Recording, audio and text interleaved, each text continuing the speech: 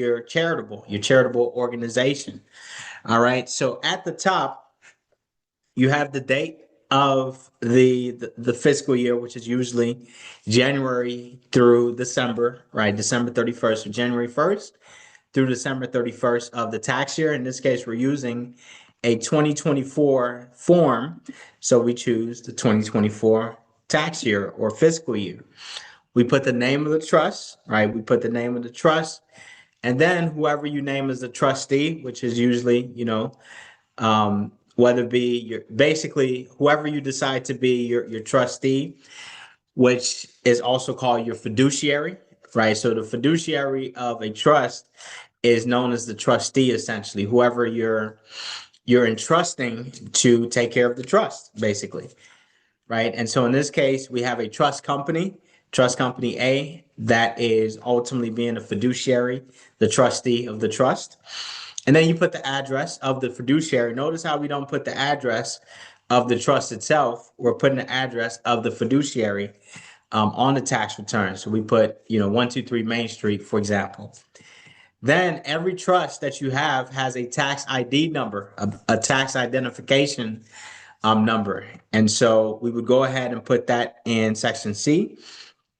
All right. And then what date did you create the trust? In this scenario, we created the trust on January 1st of 2024. All right. And then how many K1 are we issuing? How many beneficiaries do we basically have, essentially, of the trust?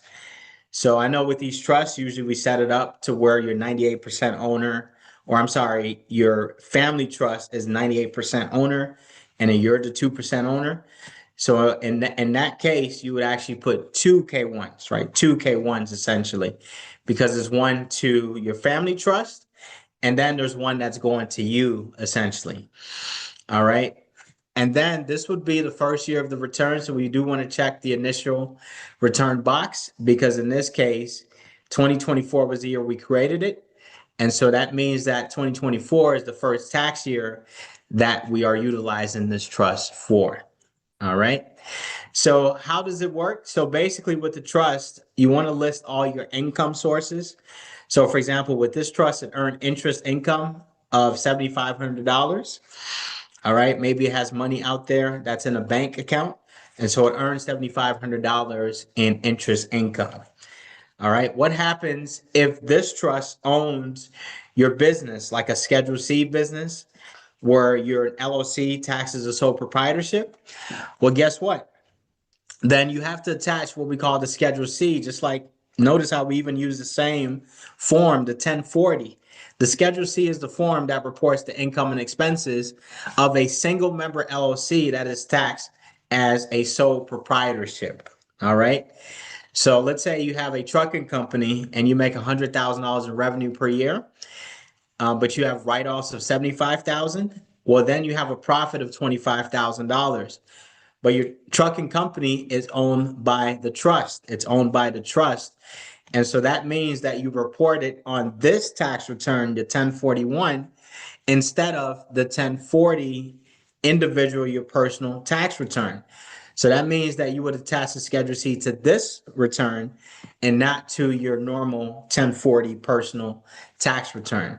Same thing for real estate. If you own real estate, you use the Schedule E. You report the income and expenses of your real estate ventures. The way we set up these business trusts is that the business trust would own the rental properties, or own the LLC that owns the rental properties. And you usually want to put an LLC in place to add an extra layer of protection, essentially.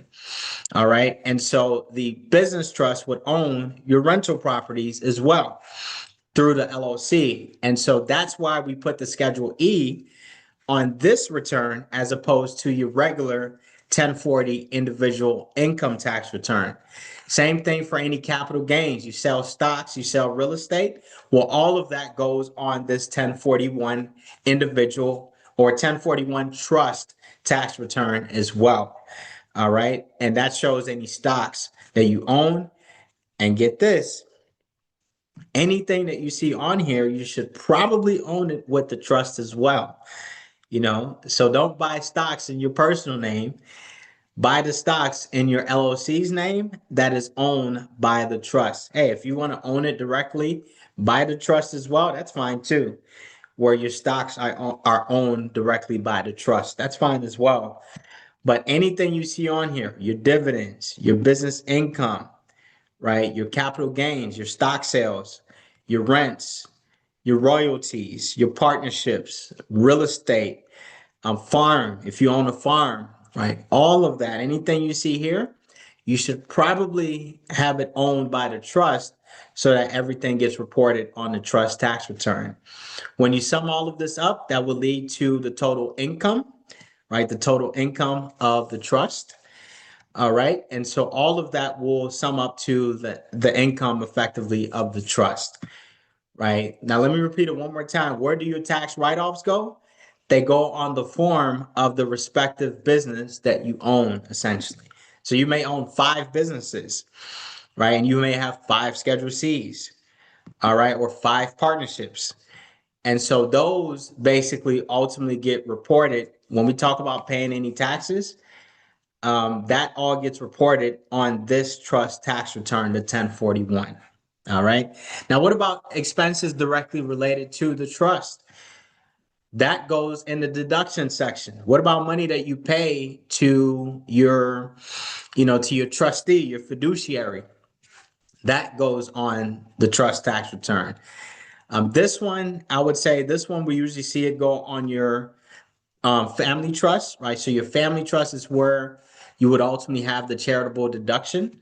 So basically, the way it works is your business trust sends money over to your family trust, whatever's left over, right? Then you go ahead and send it over to your charitable trust as well. All right, attorney, accountant, return preparation fees, all of that goes on this 1041 trust tax return. All right, then we sum all of that up, and that equals your net expenses of the trust. And then notice how it usually gives you an exemption. It's about $100, right? So small, it's a silly amount. It's basically a rounding error amount, essentially. So basically, we take your income of the trust, and then we subtract your expenses of the trust, and that would lead to your net taxable income of the trust, right? My advice to you is basically please make sure this number equals 0. How do you do that? You take your income of the trust, subtract your expenses. What's left over gets transferred to your family trust, right? It basically gets transferred in the other deduction section because you're basically going to pay your family trust money. So you're going to put that essentially in the other deduction section, right? Or you're going to distribute that money. Sorry, you're going to distribute that money to your family trust. Your family trust is going to get issued a K1 of the money that's left over in the business trust. All right. And then the family trust, to avoid paying taxes on the family trust profits, right? That money would then be distributed to your charitable organization.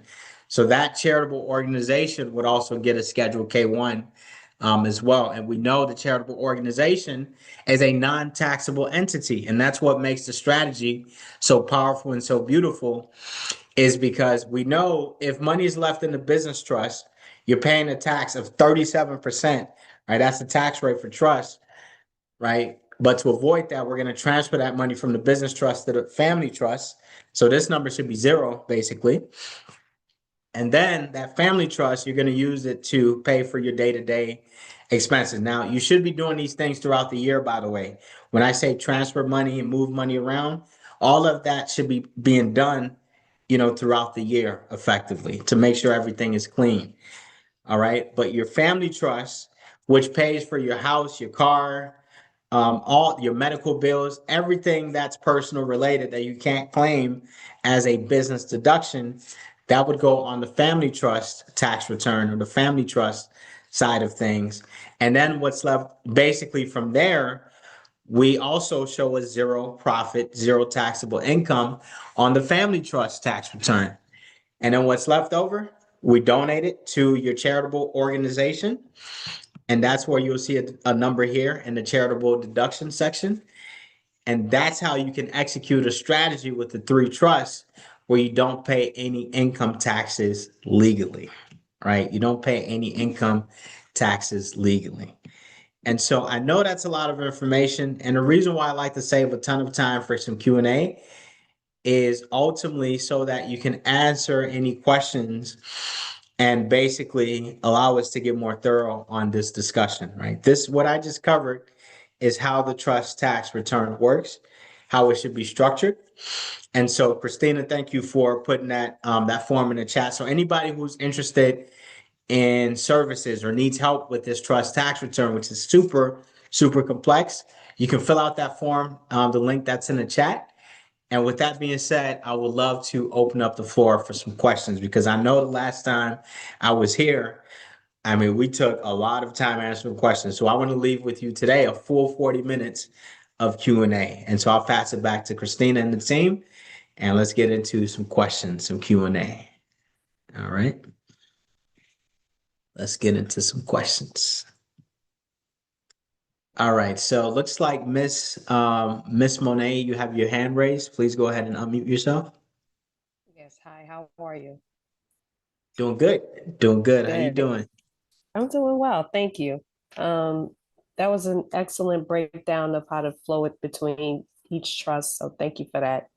Um, the question that I have is, okay, the question that I have is, as the charitable, the ministry trust, if Mm-hmm. I'm a minister, but I also work a W-2, could I Mm-hmm. get any type of exemptions from my W-2 as a minister? So that's a great question, Ms. Monet. So short answer is yes. So you cannot, with the ministry trust, that is a separate tax return. Nothing goes on your personal return, right? So what you can do is the nice thing about a charitable organization, 501c3, whatever the 50 code within the tax code is, whenever you donate money to it, you usually can claim it as a tax deduction.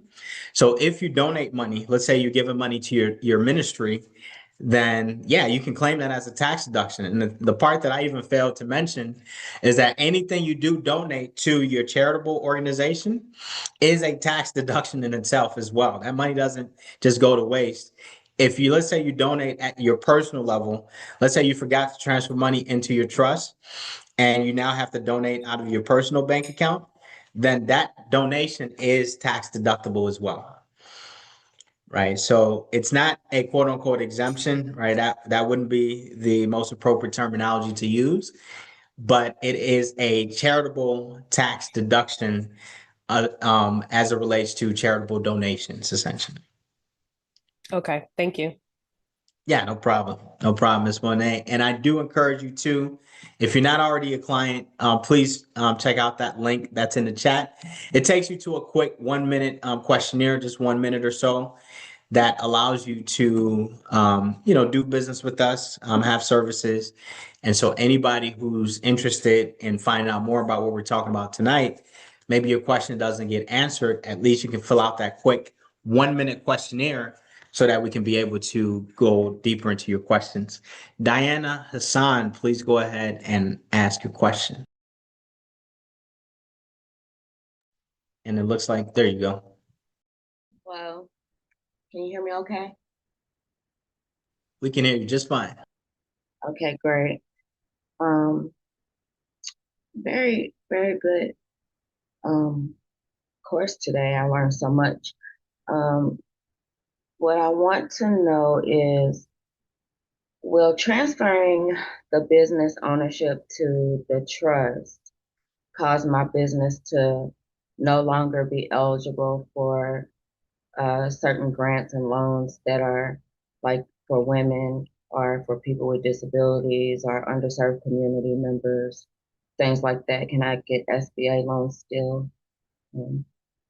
Stuff. Yeah, so that would be a better question for Christina. But yes, you can get SBA loans with a trust. You just want to explain it. It will be probably more paperwork than your usual, than you would usually like to fill out. We already know SBA loans, ton of paperwork, ton of questions, ton of information. I've been through the process several times myself and with clients, and so I know how strenuous that can be. So you just want to explain to them, right, how the money moves, everything flows. So to answer your question, yes, Diana, you can get SBA loans and things of that nature with these trusts set up. Okay, thank you so much for that. Yeah, no And I have problem. one. I'm sorry. Go ahead, please. Um, do we have notaries that can offer their services in our wealthy trustee group here? All right, that'll be a question for Christina. Christina and the team, anybody have an answer? Yep, answer in the chat. Yes, they do. Yes, we do. Yes, we do. I do. And Christina, y'all have a great rest of your day. Thank you. Absolutely. Thank you, Thank you, Diana. Diana. Yes, indeed. All right, all right. We got Charles in the building. Charles, please go ahead and ask your question. Hello, everybody. How y'all doing, family? Oh, thanks for coming on the thing, man. I learned a lot too, man. This is very, very informative. Uh, Yes, sir. my question is, once I transfer my properties into the family trust, I believe, not the business trust, and I want to take equity out, so I'll put it down. That equity that's taken out, do that goes into the family trust, or because it might? I think the mortgage is in my name, but the deed is inside the trust name. So if I take equity out of a property, I have to funnel everything through the trust or through myself. Yeah, it's a great question, Charles. Is this a personal property you live in, or is this a rental property? Personal property that you own. I Got it. own it. I own it. Yes. Okay. Personal property. No, So that I'm means your sorry. primary residence. I'm sorry. Mhm. I'm sorry. It is a multi-family, which is my private residence. So it's a three-family, which is my private residence. Got it. Got it. The moment you mentioned three family, I would say the business trust should own it because it has business income, it has tenants, it has legal exposure to outside parties. And so your business trust should be the one that owns it, preferably through an LLC as well. Right. And so, yeah, any equity that you receive would come back to the LLC. And then that ultimately comes back to the trust, which ultimately comes back to you. Okay. All right. All right. Thank you. Yeah, no problem. No problem, Charles. Miss Monet, you're back. Go ahead, please. Yes. When it comes to the trust, you said, okay, with trust, we do 1041s. With the regular individual, it's 1040. Mhm. With the ministry trust, is that a 1041 as well form that we're using? Yeah, excellent question. So by law, one of the nice things about that setup is that churches and religious organizations technically don't have to file the tax return. Don't know exactly how they came about that rule or who came about that rule, but basically you don't have to file a tax return for it. You do want to keep good books and records on file. If you do happen to voluntarily want to file a tax return, then you can use the 990 form. That is the form that we use. It is a trust, but since it's charitable, it's a donations made to it are tax deductible. So then you would use the 990 form as the form that you would use for you. Okay, thank you for that. Now, in what scenario would I want to use a 990 if I don't have to do that at all? So can you give me an idea of why would I do that? I mean, honestly, it's maybe if you had other people that are donating to your charity, to your cause, that want to see that level of transparency. At that point, you may want to set up something else, maybe one for you and then one for the public, because the one for you, that's just you donating your own money to the charity, right? To the ministry. So I've seen it. I mean, yeah, for example, if I'm looking to be part of a church, let's say it's a mega church, it's a big church, then part of me would like to see the books and records a little bit, I want to see where my money is going ultimately. I mean, I know that's debatable and all that. There's some religious aspect to it, which we're not here to talk about religion. But in general, it's nice to have that level of transparency out there. But in your case, yeah, this is just you, your money. Nobody else is putting money into it. You have no real benefit of putting your business out there like that. Got you. Okay. And when you were explaining to Charles about having a multifamily in its own LLC, so are you talking about having a trust that has a holding company and then an LLC when it comes to that? Yeah, it's a great question. So the trust is the holding company. The business Okay. trust is the holding company. It holds ownership to all of your businesses. And so basically in real estate, the best thing to do is we set up a land trust to own the property, preferably. The beneficiary of the land trust is an LLC, a separate identifiable LLC. And then the beneficiary of that LLC is your business trust. Got it. Thank you so much. Yeah, no problem. No problem. All right, Sway has in the chat, SWAI says, can it be C Corp instead of an LLC? It can.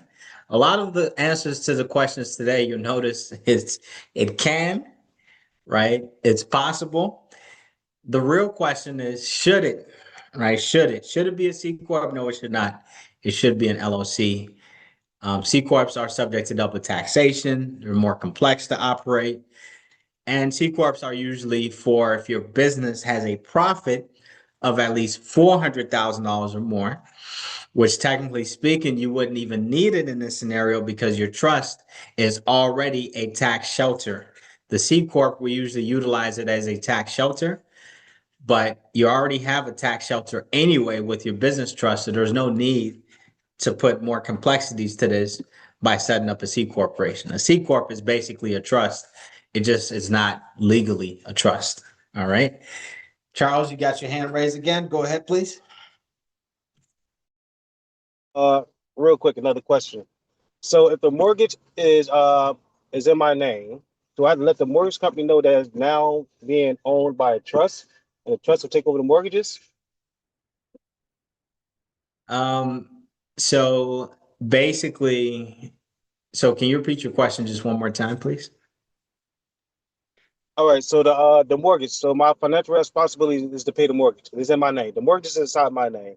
So if I transfer the deed to the trust, do I have to let the mortgage company know that I'm now the trust is now the owner of the house? Like how do like for me to pull equity out, they're gonna need information. So is it gonna be me or the trust? Do I let them know that the trust will be now taking over the payments and they might have an issue with that because you need to show that you could pay the mortgage?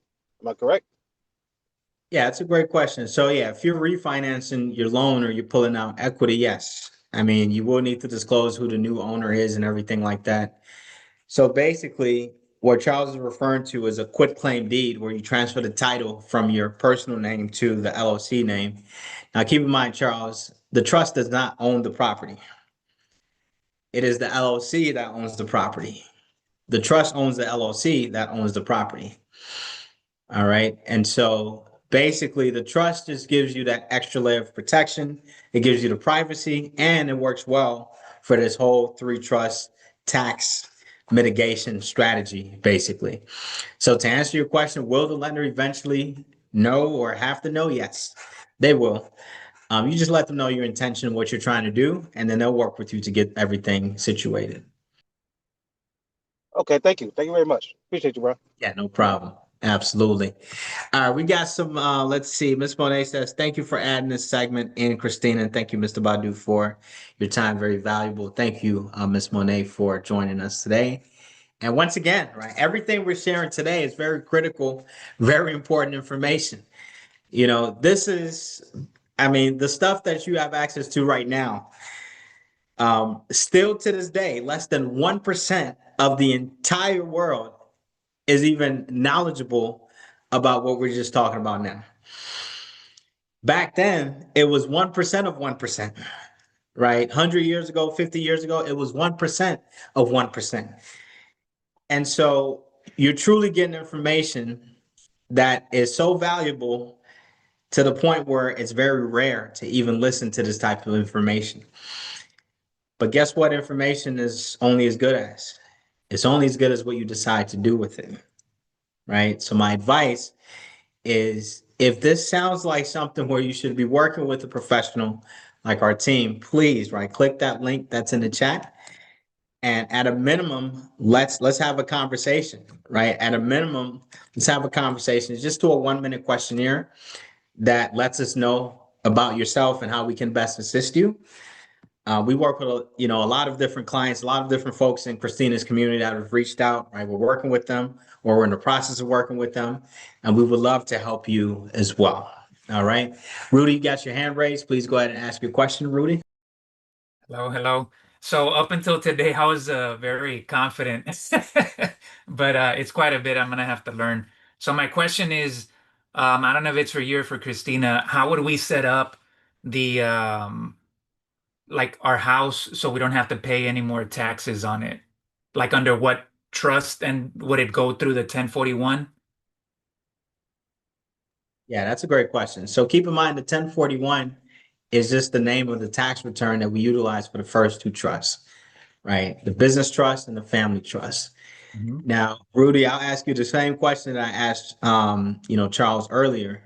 This property, is this a primary residence, personal property, or is this a rental property? All Primary. right, primary. Okay. So the moment you see or hear the words personal, you should think family trust. When Okay. you hear the words business or rental property, business trust. Now, Okay. the how to, Christina's got your back when it comes to that. Oh, But okay, okay. usually you do a quit claim deed, right? QUIT, quit claim deed, to transfer the title from your personal name to the trust.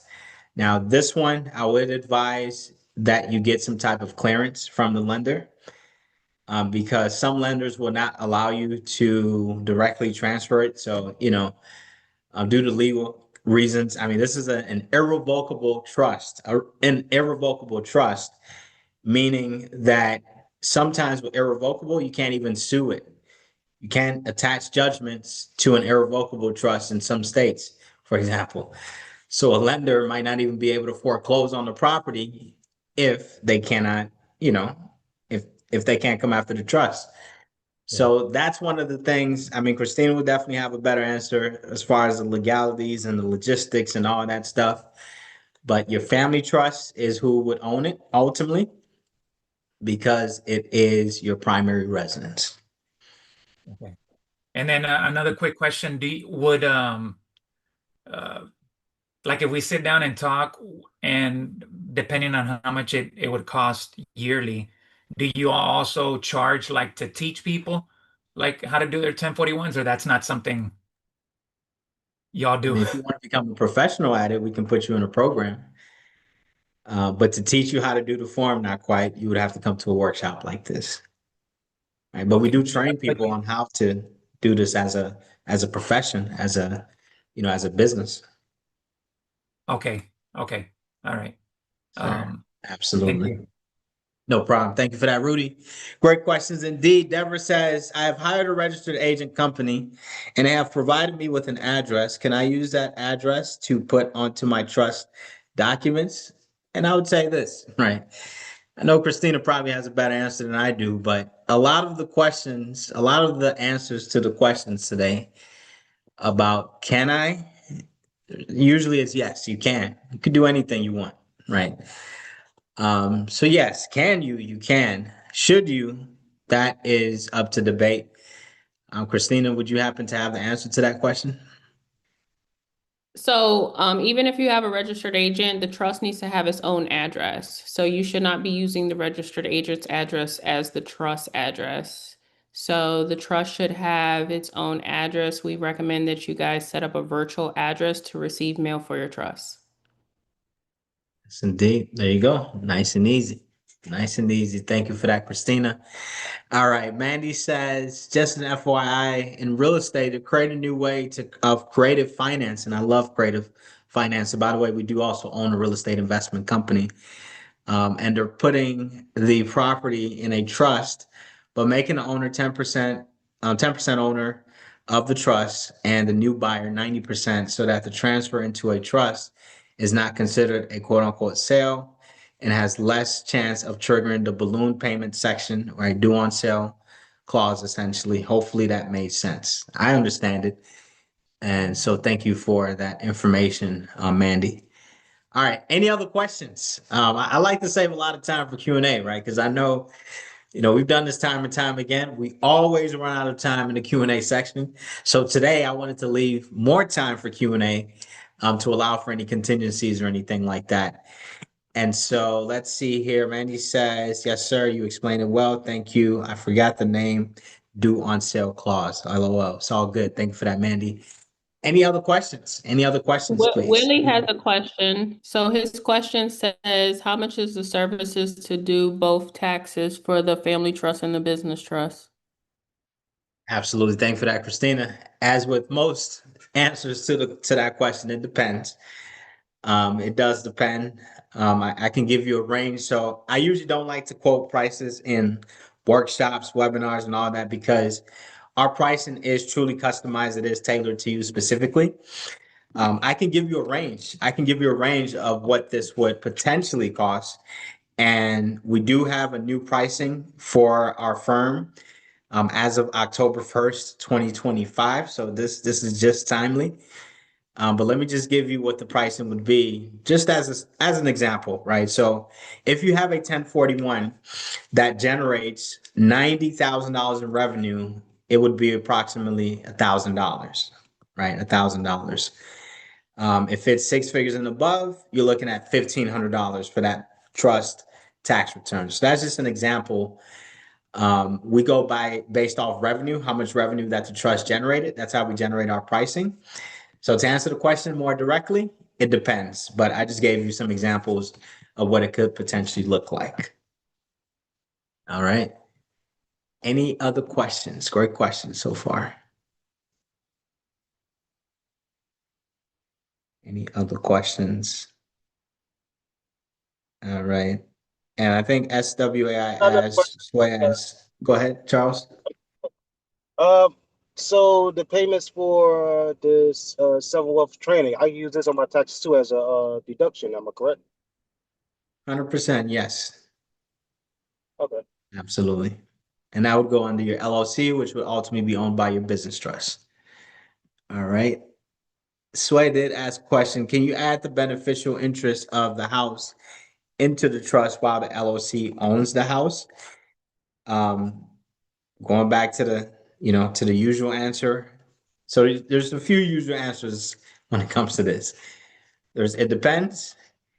And then also it's yes, right? Usually it's yes, can you? And so I would think that this would be one of those that's more of a legal question more than a tax question. But from experience, I would say yes, you can. Yes, you can. All right, so here we go.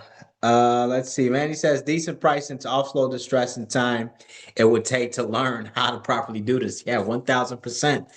Maybe we do need to go up on pricing, but that's actually the increased pricing that I just shared with you just now. All right, so we do a pricing analysis every 3 years, and what I just shared with you is the brand new pricing that we have effective October 1st, 2025 for any new clients that come through the door.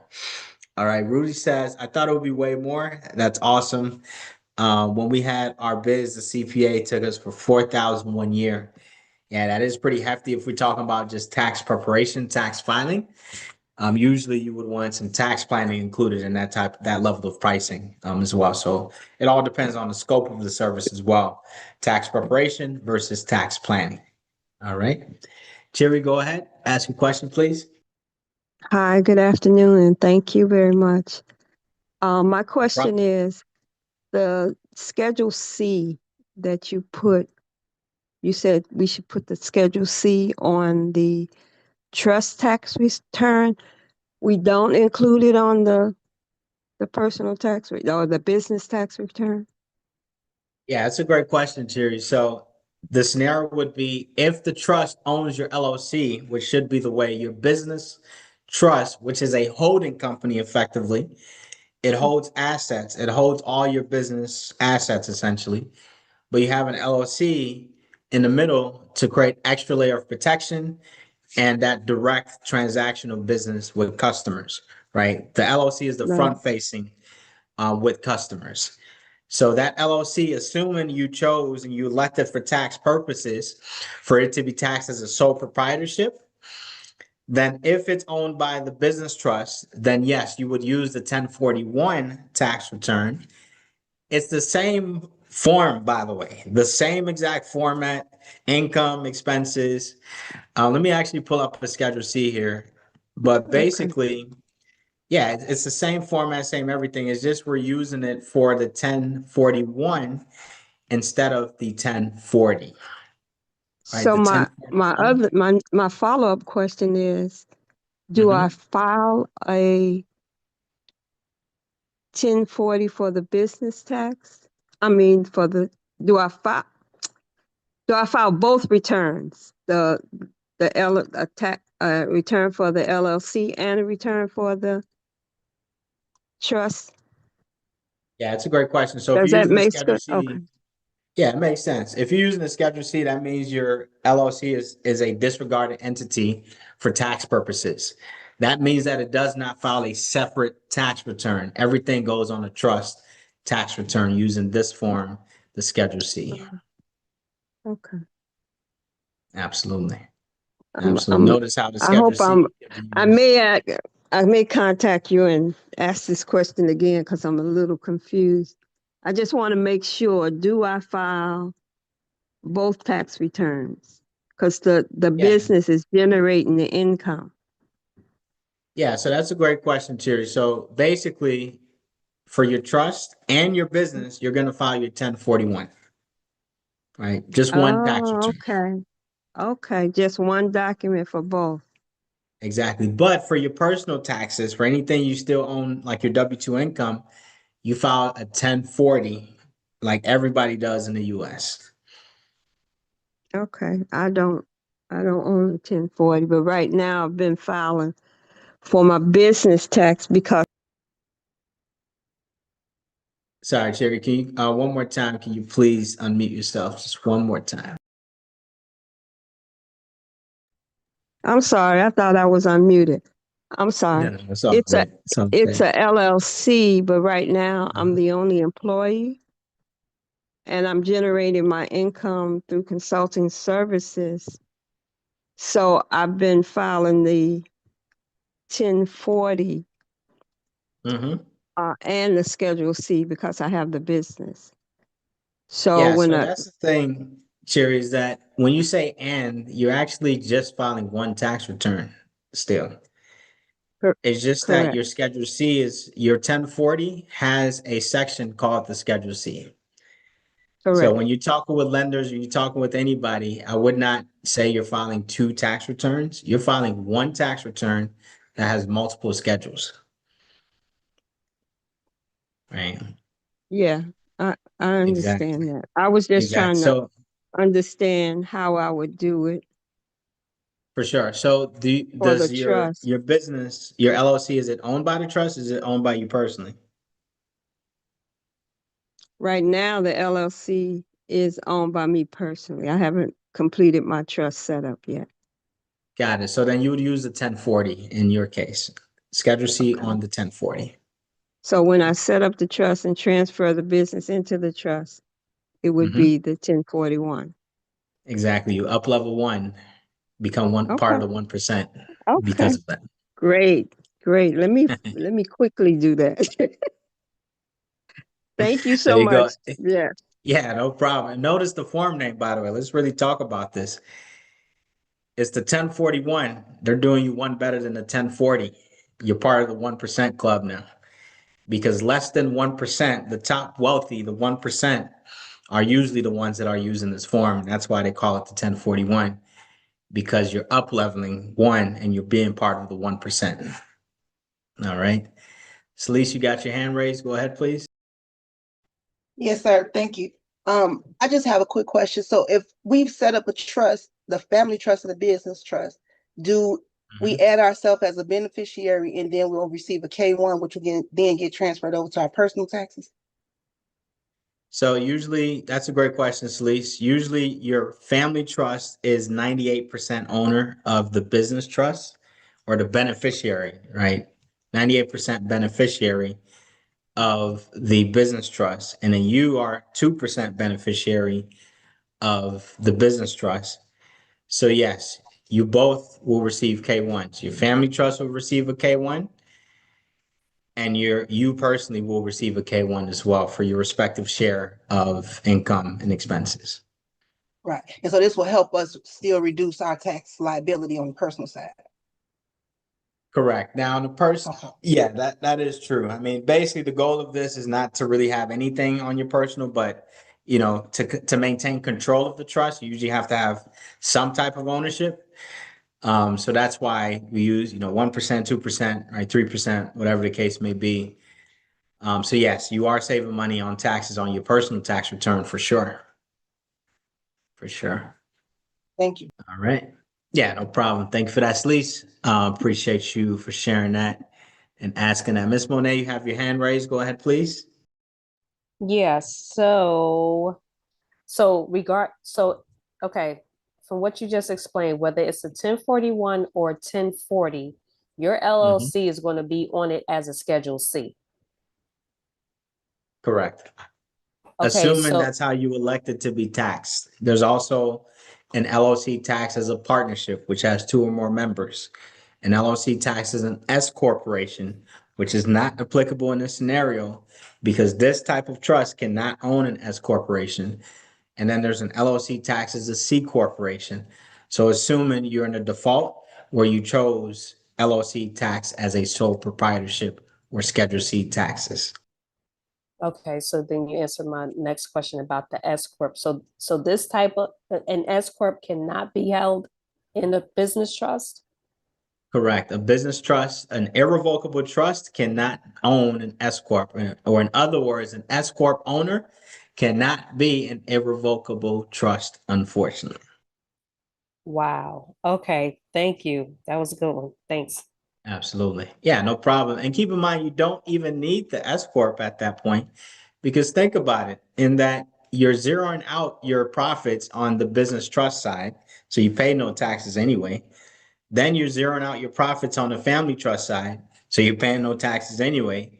And then what's left over, you give it to your charitable organization, whether it be a ministry trust, a private foundation, whatever the case may be. So you don't need the S corp. The purpose of the S corp was to help you avoid your self-employment taxes, which is not applicable in this scenario, right? And to basically, claim your write-offs and everything like that. So you do not need an S corporation with this trust tax set up, all right? Or structure, I should say. All right, Charles, go ahead, please. I know I'm asking a whole bunch of questions, but Questions are good. That means you're paying attention. I got one adult and three minors, children. I was gonna try to pay them through the business, but I don't have to now. Now I could just send them disbursements through the family trust, so I don't have to worry about them doing any taxes. Am I correct? Short answer is yes, you're right. Yes, you are Okay, correct. so I could pay my kids by just send them disbursements instead of paying them through the business, because you can't pay the business without paying. You can pay your kids through the business without to a certain amount, so you won't get taxed for it. But if I'm sending everything to the family trust and then I just send them a disbursement, I'll be making it easy for That's everybody. right. Yeah, so Thank you. basically with that, Charles, you would ultimately, one thing to keep in mind is that there is a tax strategy out here that allows you to hire your kids where you can pay them a compensation, let's say $15,000. Um, if you go with that strategy, you actually pay them through the LLC, your business entity, right? So yes, you could hire your kids and pay them allowance and all that, but why not pay it forward? Why not teach them some business principles early? That hey, when you do this chore, we're actually going to pay you out through our business account, and we're hiring you. We're going to give you an employment agreement. You sign it. I sign it as the employer. So why not hire them in the business formally and show them how to, start making some money?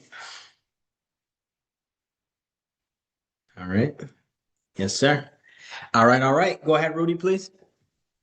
Okay, two quick questions. One of them is, in doing the 1041, would we still be able to receive like the earned income credit or anything like that since I have little kids?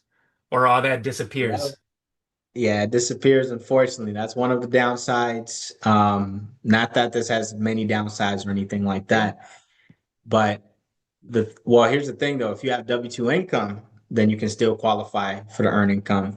A trust can never ever get W-2 income. I did hear one time somebody that was on this type of call and said that somehow, some way, their trust was able to get the W-2 income. But in most 99.99% of the time, your trust cannot get the W-2 income. And so with that being said, Rudy, it's one of those where you still can qualify for the income that is at the personal level. But with this setup, yeah, basically you're not really, earned income is not really something that's in your future with this setup. Okay, which was going to lead to the next one. So my wife is still working and she gets a W-2. And yesterday in the class, Christina was talking about that we can loan the trust money. So whatever she's making on her W-2 can be, I guess, distributed or loaned to the business trust. That's possible, Yeah, and right? I'll say the proper terminology would be loan. You never want to use the word Yep. distribution, Okay, or it's it gets loaned hit with over. 37%. Okay, and in that case, we would file both a 1040 and a 1041, right? That's right. Okay, That's right. all right. Yes, Okay, sir. well, thank you. All right. Thank you for that, Rudy. Great question. All right, we got 4 more minutes, and I do have a hard stop coming up. Cynthia, go ahead and answer your question or ask your question, please. Cynthia, please go ahead and ask your question. Hi, Jeff. This question is somewhat similar, I think, to Charles's question. Mm-hmm. I'm curious about um, quit claiming my personal residence into the personal trust or the family trust, correct? And I'm wondering how will that impact the mortgage that's owned? And I think you said something there, and I probably need to hear how you explain that again to maybe so that I can comprehend what you're saying. Is that going to trigger where I have to now um, perhaps refinance through, the trust, or refinance my person, to be able to put it in a trust, or I'm just wondering if that's going to trigger me having to pay, or no, not for me, excuse that part. If that's going to trigger the mortgage company to request that the other entity start paying, qualifies for the mortgage. That's my question. And walk me through that, Cynthia. please. Yeah, for sure. I would say with anything, check with the lender, please. Usually lenders don't have a problem with an LLC, right? Now, Cynthia, is this your primary residence or your business property? It's my primary residence, and I do not have an LLC. Okay, So I do not have got an it, got it. LLC. Mhm. Yeah, that one, please check with the lender, right? Please check with the lender because it's an irrevocable trust, right? So some lenders do have a problem with that. So please reach out to whoever is your lending contact, your loan mortgage officer, whatever the case may be, and ask them like, hey, I have this trust. It's my family trust, right? Just for my personal assets. And I would like to protect it some more. I'd like to shield it with privacy. Can I do a quick claim deed to transfer the title from my personal name to my trust name? And they'll give you a direct answer. Yes, you can do it. No, you can't do it. Are there some people that go ahead and do it anyway? Yes, there are. So it's one of those, Cynthia, that you want to check with the lender because this is an irrevocable trust. Irrevocable trust. All right. Great. Thank you. Thank you. You kind of hit the points that I wanted to get I got clarity on. So thank you very Yes, much. indeed. And I will No reach problem. out. Thank you, Yes. Cynthia. Thank you. Sounds Uh-huh. good. All right, all right. We got 1 minute to go. Let me just get to these last questions in the chat. And then there is a link. Remember, if you didn't get your questions answered or you want more information, whatever the case may be, there's a link in the chat that takes you to a 1 minute questionnaire. All right. And so please fill that out. Just takes 1 minute. And then we can basically be able to work with you. How do we file a 1041 if there are two of us on the same trust? It's through the K1. Each of you would just get a K1 split amongst your ownership percentages. The K1 is the form that's attached to the trust. All right. If we are loaning money to the business trust from the W-2 for now, will we have to file both tax returns? Yes, you do.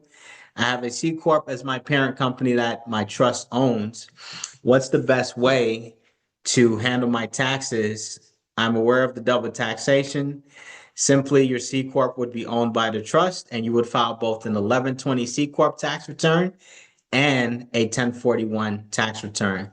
Let's definitely talk offline as to the more detailed specifics on that.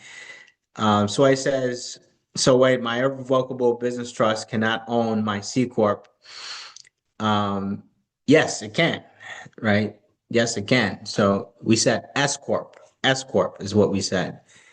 So just keeping in mind the details. There's S Corporation is what we mentioned. Cherry says, wow, thank you so much, Christina and Jeff. It's beginning to set in now. I appreciate y'all. Yes, indeed. Thank you for that, Cherry. And then we got a Samsung says, I have an S Corp. I don't know that an irrevocable trust can't own an S Corp. Is there a way to change it to an LLC? The answer to all questions usually, can I? Yes, you can.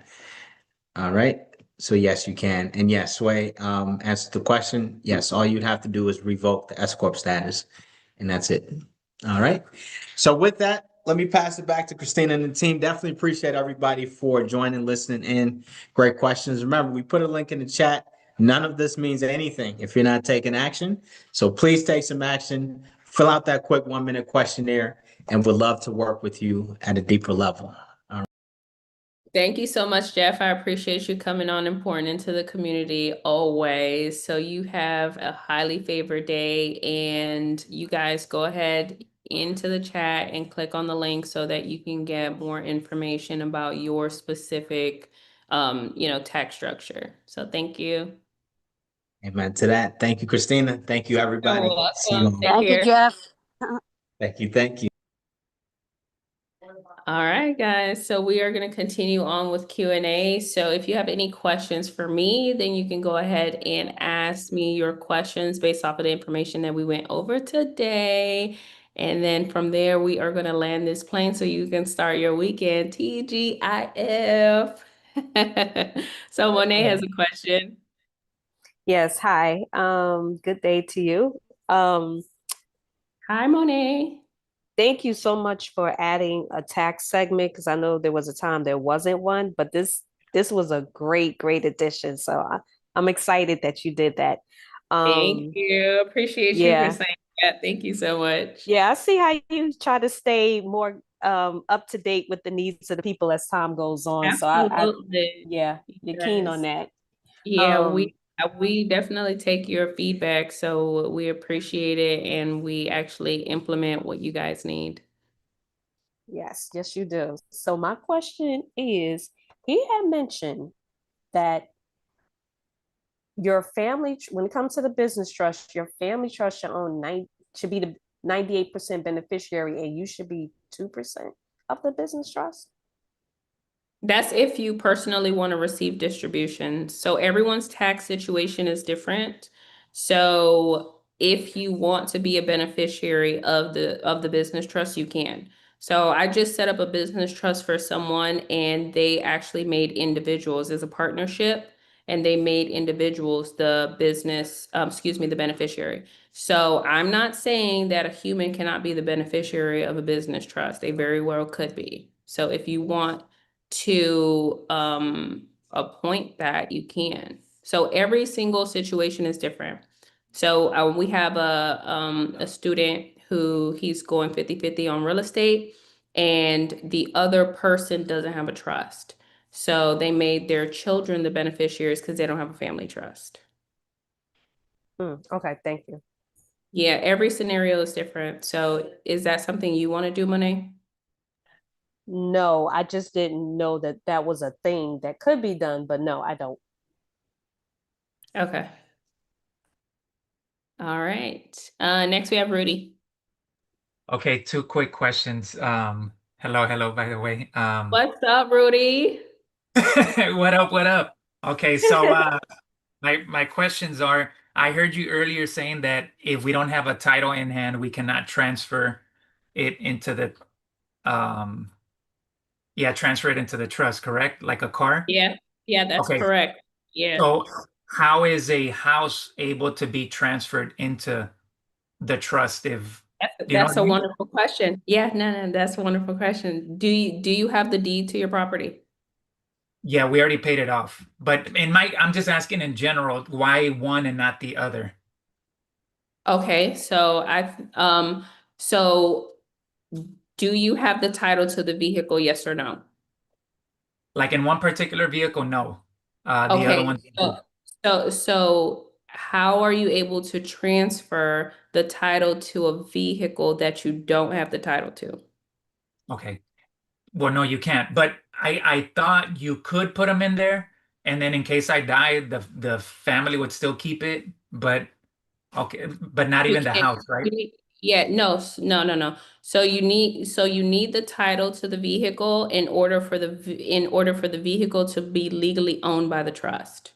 You need the Okay. title to the deed of the property for the property to be legally owned by the trust. If you don't have a deed, if you don't have a title, you cannot transfer ownership. Okay, we can only transfer anything that we own per se. Not if we had a mortgage, the house would not be able to be put in there, It- right? that's not correct. So Okay. if you have a mortgage, you still have a deed. Is that Oh, correct? okay. Yeah, well, I didn't know that. Yes. I'm confused on the house, I Okay, guess. no problem, no problem. If you have a mortgage, you still have a deed to your property. You're still the owner. You're still the owner, Okay. right? Just okay. Yeah, so even though you have, debt on the property, it doesn't matter because you're still the owner. Okay, so I'm not saying that it doesn't matter, but I'm saying that that's not going to prevent you from transferring ownership because you're still the owner. Now, the mortgage is going to remain intact, it's going to remain in your personal name. So you can't transfer the mortgage into the trust unless you refinance.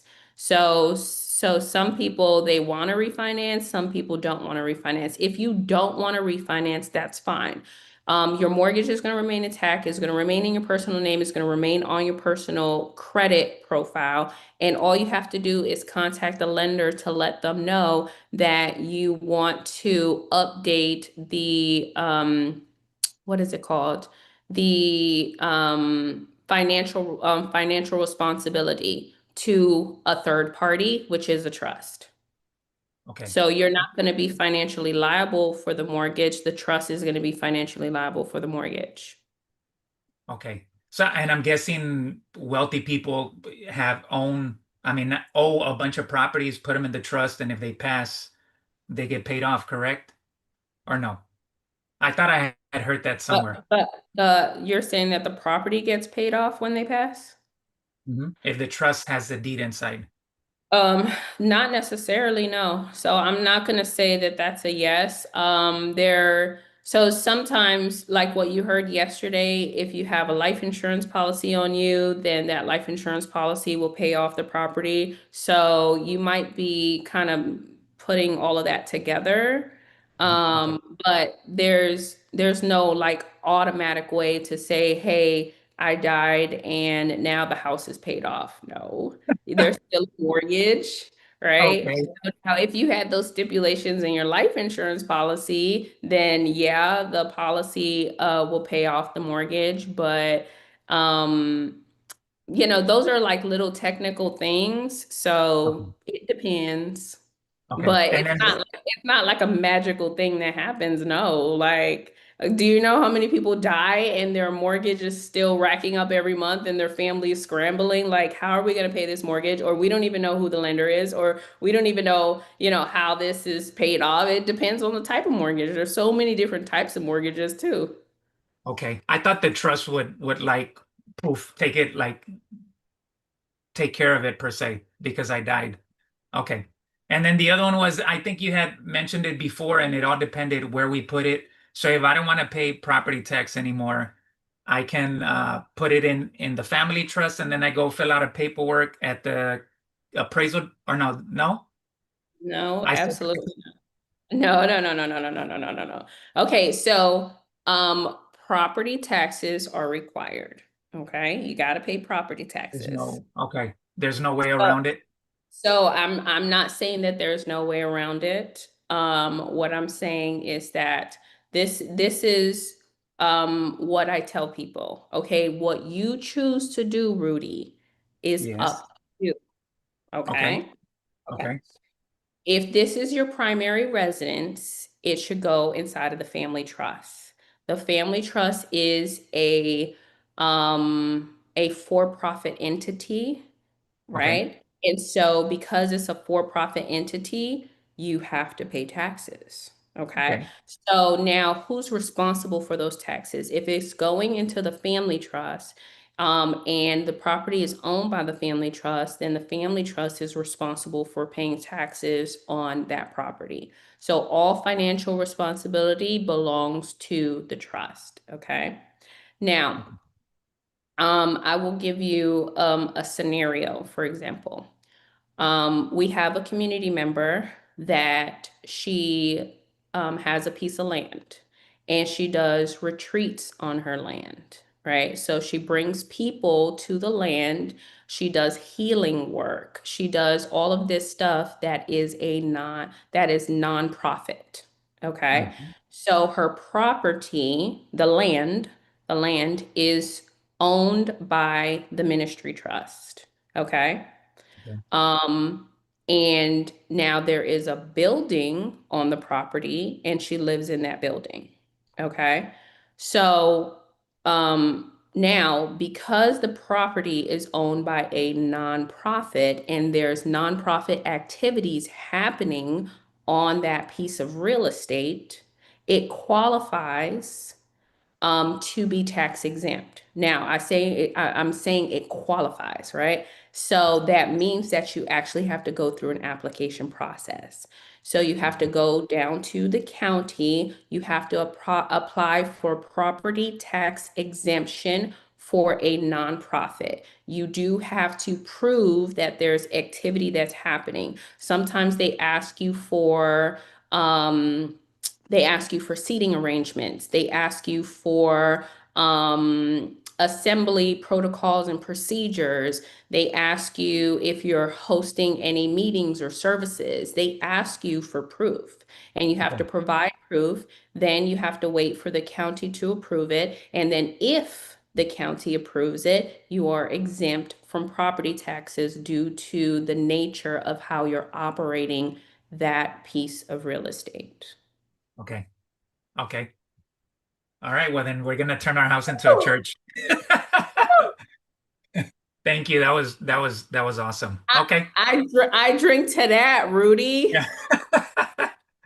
A I church drink is to coming. that. A church is coming. Okay. Thank Okay. you. Wow, that was awesome. Okay, Now thank you. I will give you an example of another member that we had. They do have a church, right? They have a Okay. church. The church is on the bottom floor. So this is a two-floor. The church is on the bottom floor. But and so on the top floor, they rent out the space, they lease the space to a business. That business is a for-profit entity.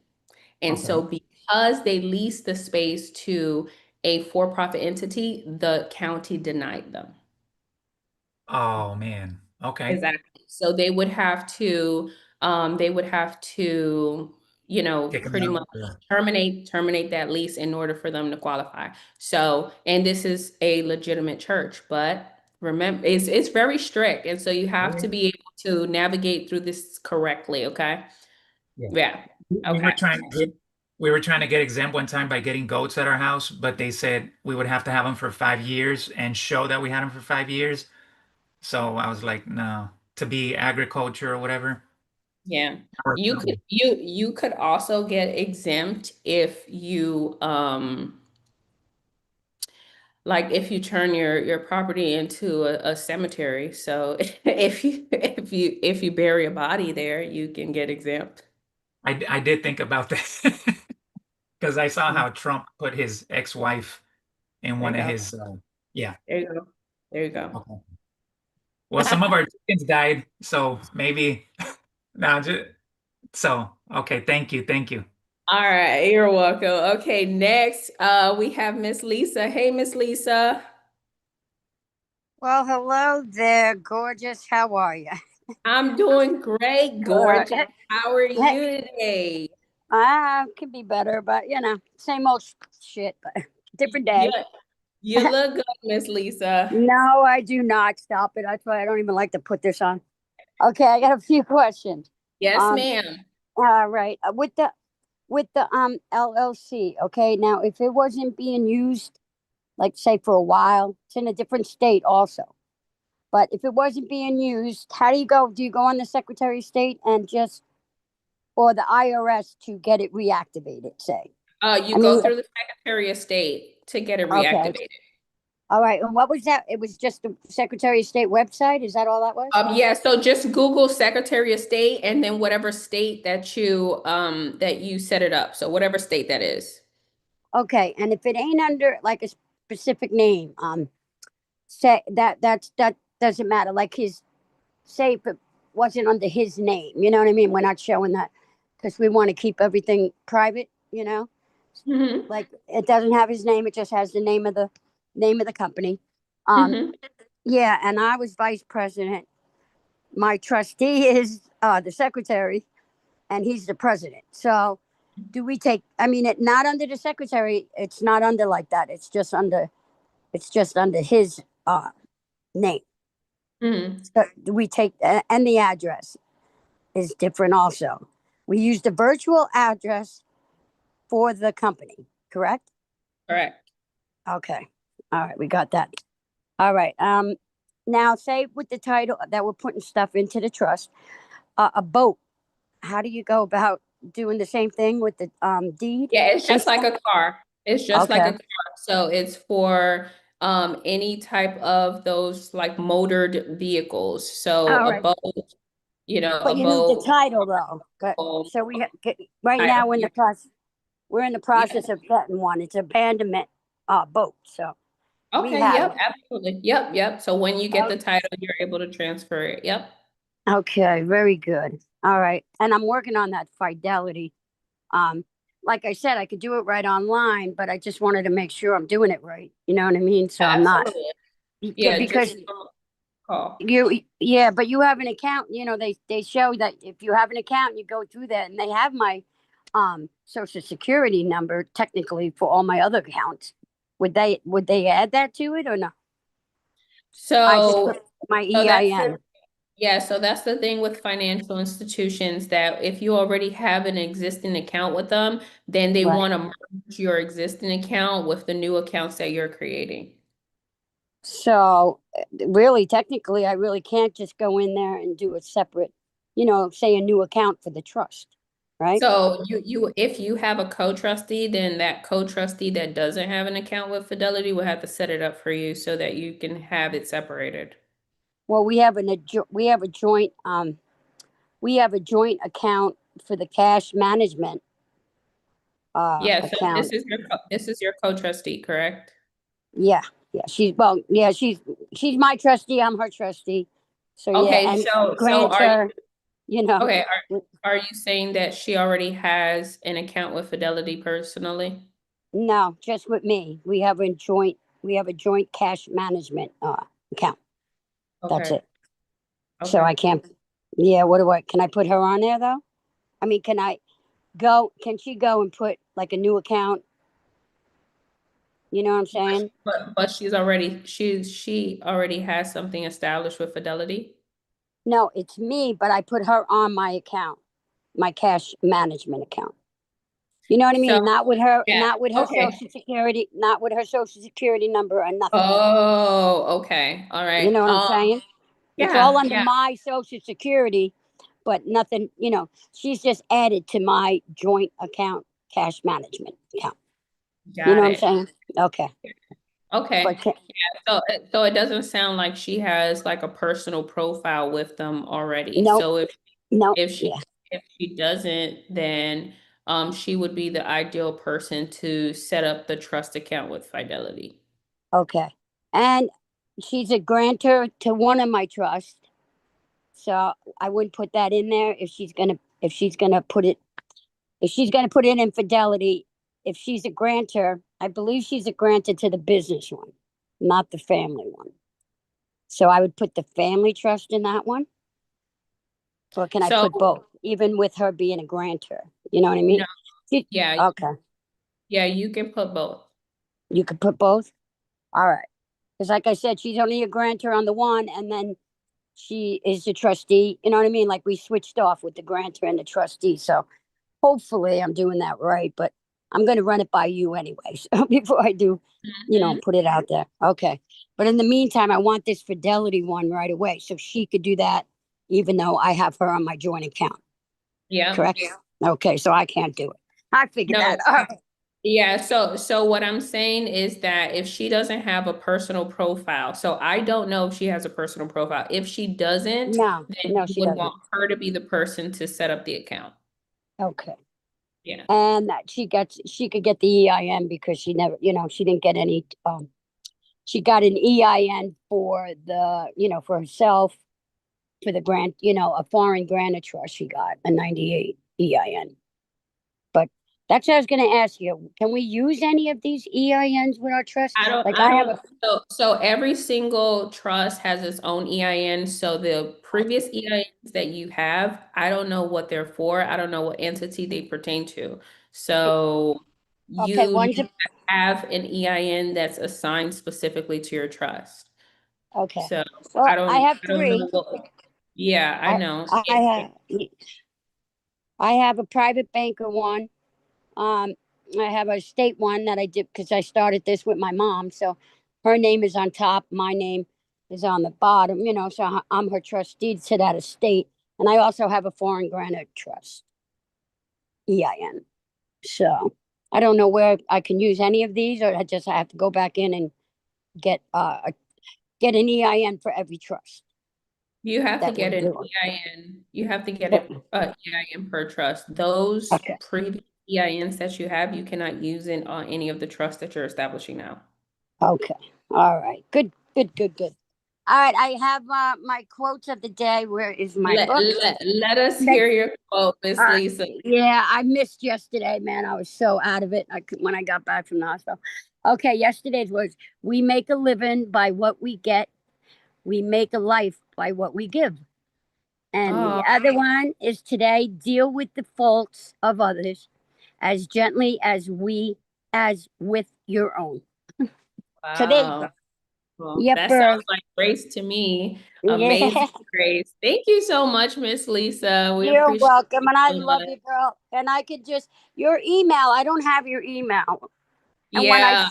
So it's Christina@sevenwaystowealth.com. Okay. So I'm gonna put it in the chat, but it's easy to remember. Just my first name at sevenwaystowealth.com.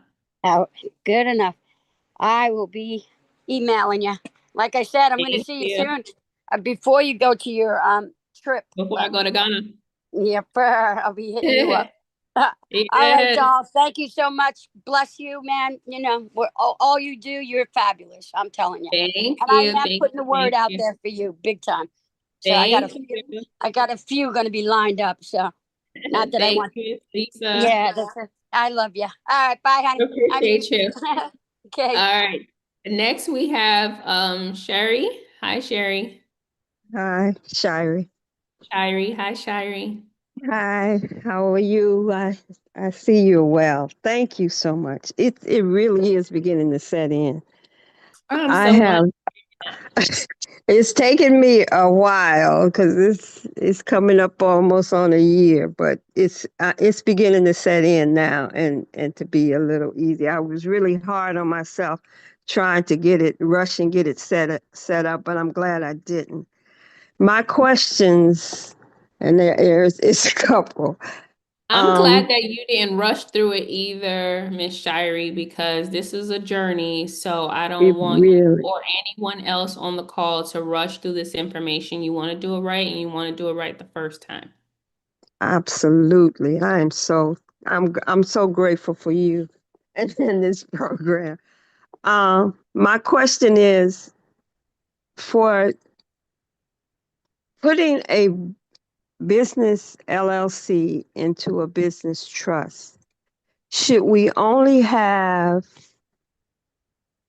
one business per business trust? Can we, and the reason I'm asking this is that if we have multiple LLCs under one business trust, is there any,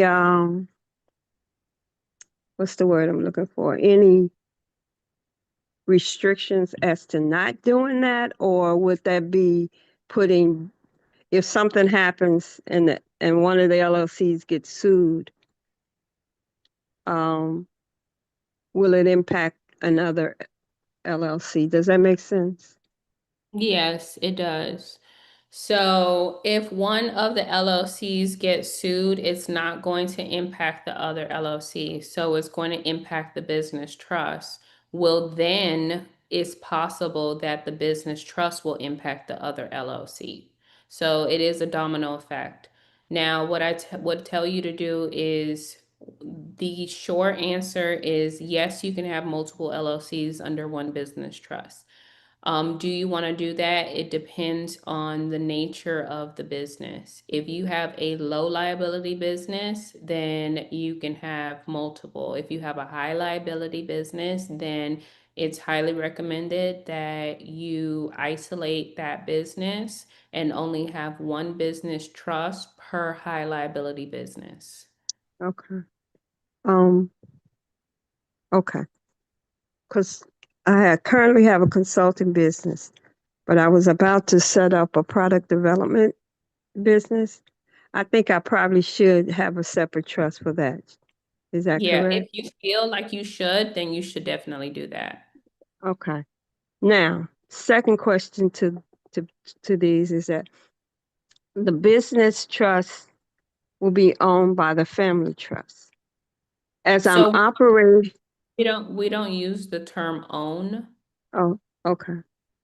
So the business The trust, beneficiary.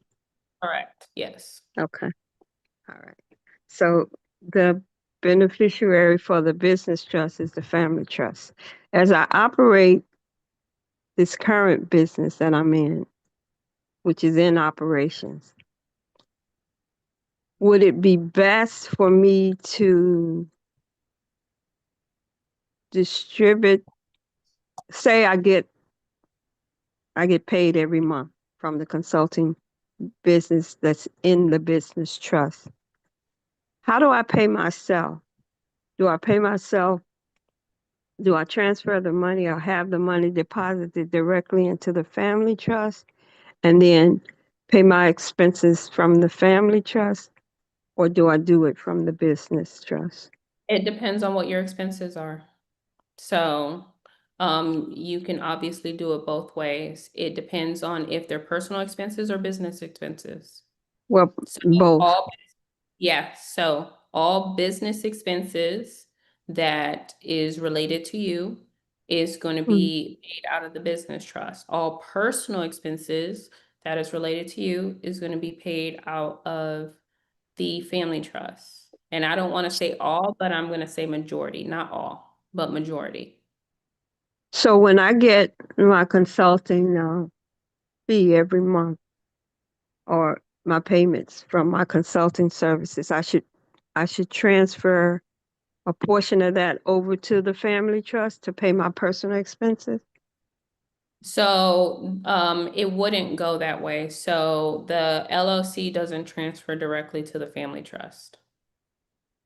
So the money from the LLC goes to the business trust and the business trust does a distribution to the family. Okay. I think that's what I meant. Okay, Yes, thank you so much. you're Oh, welcome. wait, I got one more question about Yes, the ma'am. I do have the title for my car.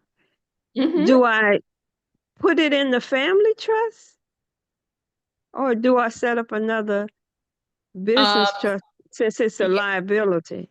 Yeah, you want to set up a separate trust. It could be either business or family, just depending on the use of the car. Okay. So if you only use it for personal things, then you would set up a separate family trust and put that car just solely into that family trust. Yeah, I use it for both right now. Okay. Okay. Thank you so much. Have a You're wonderful welcome. weekend. Yes, you too, Miss Shirey. Thank you so much. I Thank appreciate you. you. Thank you for asking those good questions. Thank you. You're welcome. All right, next we have Everybody have a wonderful weekend. And Miss Lisa, thank you so much for your quotes. They're yeah. so inspirational. Bye. Sure, Thank you're you. welcome anytime. Yes, I love the quotes too. They really just pour into us, especially like, when we had a long session for the workshop. So just to get that nice refresher is beautiful. So thank you. All right, so we have Charles and then we have Monet. All right, some more questions for y'all. How y'all doing? Great, great, great. What's up, Okay. Charles? Hey, I did not get the email for today's the Google Documents. I didn't get that today. And I Okay, reached out. so you need to send an email to info@7waystowealth.com and Ivy will be able to forward it to you. Info at 7ways to. Okay. 'Cause I responded to yesterday's thing, and I still haven't seen it yet. Yesterday's email or documents, I put a reply to it, but I haven't received it. So I'll send the information to there. Okay, Um. no worries. We'll have it forwarded to you. Sometimes it goes to spam. So yeah, so I'm pretty sure you were on the list. So Check my spam. it If anything, it I do. might be there. Okay. All right. So I'm it's a lot of information for this week. So I looked at I guess the classes, and I can see all the videos from previous ones. So I'm gonna Yeah. just take my time to get this done right, and they might have some questions in there that I probably need to answer. So I'm gonna just go through that these next 3 weeks before the next. I am allowed to come to the next session that you have, right? If you have one next month. You have lifetime access, so you can come to every single workshop that we ever have ever. Ever. Okay. Thank you. Every single workshop ever. Yeah, I'm a All right. So we frequent can. flyer there. Yeah. Miss Lisa, you've been coming for what, 6 months now, right? I think my was in August, I believe. So September. Yeah, now I'm already a couple months I've been coming, yeah. Oh, Yeah. July. Was it July? July, Yeah, I I think. think it was the summer. So Yeah, it was yeah, July. Pretty sure. yeah. Yeah. hmm So yeah, I'm Yeah. a frequent flyer here. I'll be Yeah, back. but this is why we give lifetime access is because this information is overwhelming, and I know that, and the other educators, they know that. And so we want you to be able to retain the information, and that's why we tell you you have lifetime access so that you can come a second time, a third time, a fourth time, a fifth time, a sixth time, because then it starts to click. It starts to connect the dots. Once you hear it a second time and a third time, you're like, oh, I can do this with my eyes closed, right? And then sometimes, ideally, what you want to do, Charles, is like you want to just be able to go through the whole workshop the first time. And then on the second workshop is when you're 10 toes down and you actually are implementing everything and you are setting up the trust live and you are actually, executing what you need to do. So a lot of people, they'll do that too. On the second go around, that's when they're able to do everything live and get it done. So it is a strategy, but that's why we do these every 3 weeks. So we do them once a month. So every 3 to 4 weeks, we have a workshop. And I gotta say one thing that you learn more. Like if you missed anything, yeah, you'll learn something new every time. So Yeah, just that want is to put that out there. yeah. I mute. I'm definitely learning. I got one last question. Yes. So I think last time we spoke, I think you said the grantor and the cannot receive payments from the trustee. Like the grantor and the trustee should not be in business together because that's the grantor has some type of over the trustee, have some type of Yeah. advice or something over the trust, so Yeah. they should not. Yeah. So you're correct. So the grantor doesn't have any type of beneficial interest in the trust. So they can't get any money, they can't be involved in assets or investments. And the trustee cannot be subservient or subordinate to the grantor. So yeah, that's the That's what, term you're looking for. Yep. So that is true. So that means that you need to, just make sure who you're choosing as your grantor. Because, for example, if you work a 9 to 5 and your boss is the person that you appoint as your grantor, you're ordinate to that boss at the job. So you wouldn't choose that person. okay, thank you. I got that question because I heard Miss Lisa ask a question about they switch spots for trustee and grantor, and I just wanted to make sure I cannot do the same thing. Thank you. Okay. All right. Next we have Monet. Okay, so if I'm a W-2 employer and I'm donating a portion of my check to the ministry trust, how, for tax advantages, how would I? Okay, Monet, I'm gonna stop you right there because I don't answer tax questions. Jeff answers tax questions. So I don't know if you had the opportunity to ask him this question. No, but it's not a tax question per se. Okay. It's, Okay. I'm putting money so into it. Start from the top.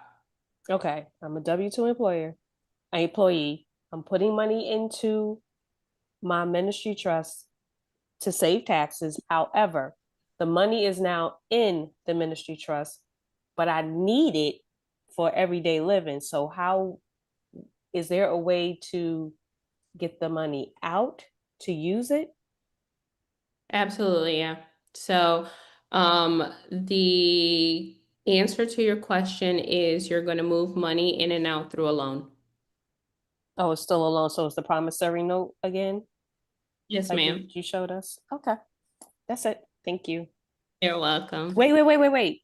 So I'm Yes. doing a note. I'm sorry. I'm doing a loan between the ministry trust and me as an individual. You're requesting a loan. A loan. Okay. All right. Thank you. Yeah.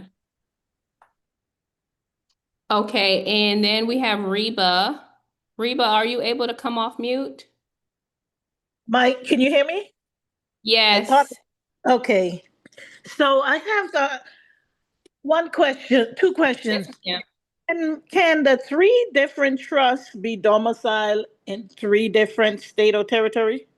Yes, ma'am. You can domicile. So even though you're setting up 3 trusts, these are separate entities that can be domiciled and they're operated separately. So Okay. when you're operating one trust, even though you have a second trust, like it's an isolated situation. Okay. Okay, great. And secondly, I have some land that I own outright. The deed is in my name.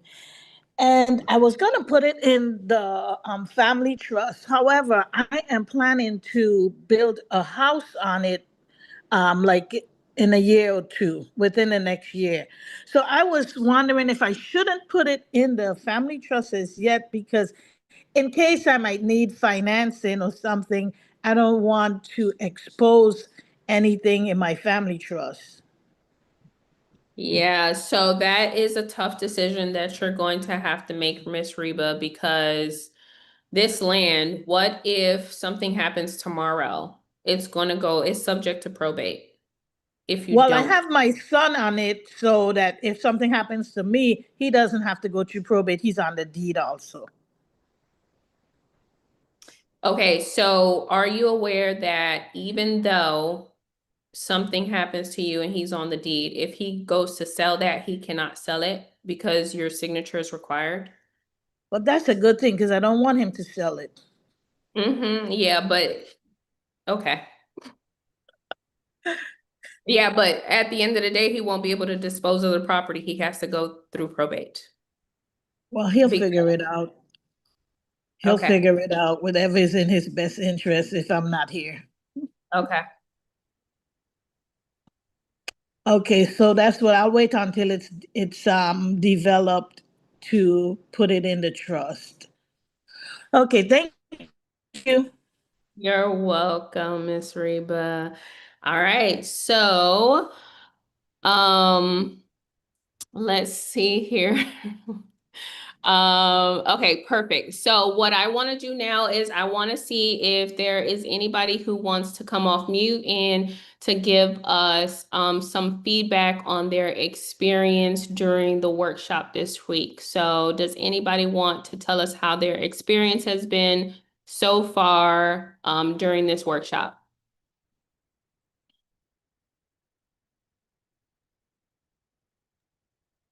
Yeah, I would.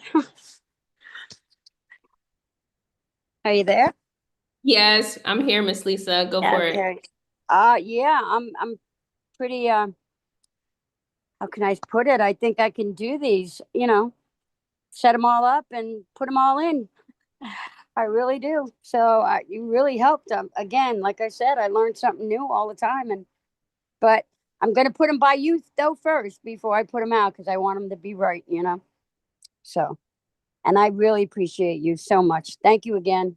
You have a blessed rest of your weekend, and I'll talk to you next time.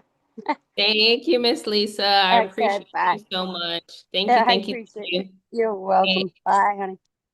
I'm so I would glad like that to, you feel that you are able to set up your trust, because that's the whole point of why we do this, because we want to empower you, for you to know and understand that this is something that you're capable of doing. Because a lot of people, they make it seem like complex, and I'm not saying that it isn't, but what I'm saying is that it's doable. And so now you, Miss Lisa, feel like you are able to get it done, which is exactly how we want you to feel. So thank you so much. All You're right. welcome, though. I would Awesome. like to speak next when you finish. Yes, Miss Reba. Yes, I would like to say that you just don't know how much value this workshop is to people who are really looking for something to finally be able to pass on to the next generation. I have been looking for a trust. I've been wanting to do this for the last probably 2 to 3 years. And the first encounter I came in, they charged $50,000. And I was like, well, how many people can you reach with this price?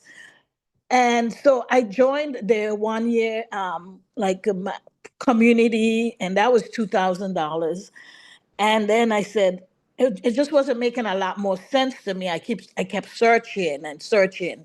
And then I found another community that gave you the 501 for $7,500, just that one for $7,500. And it was just like 2 pages. There was no like continuation support. There was like 2 meetings a month for a year, and that's it. But the substance was not there. And then I ran into you 2 weeks after that, and I almost sold some crypto to do that.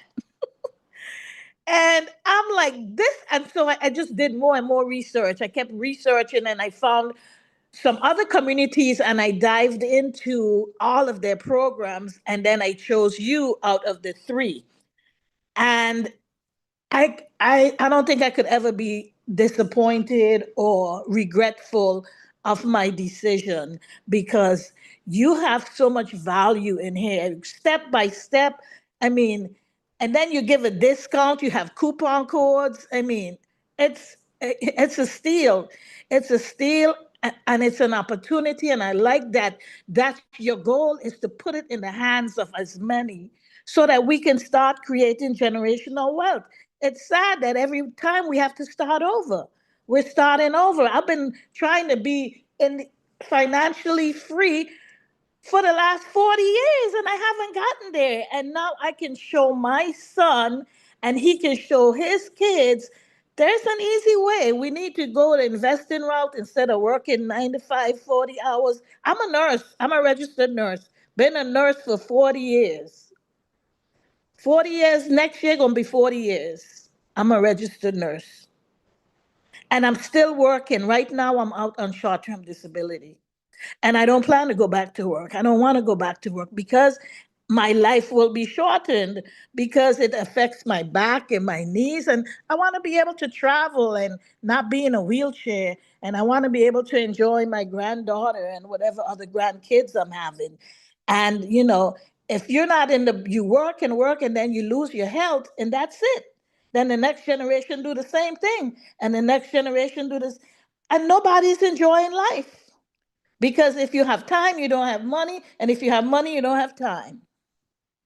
So I'm just so grateful that I found you, and I just want you to know that the value that you put out there is beyond measure.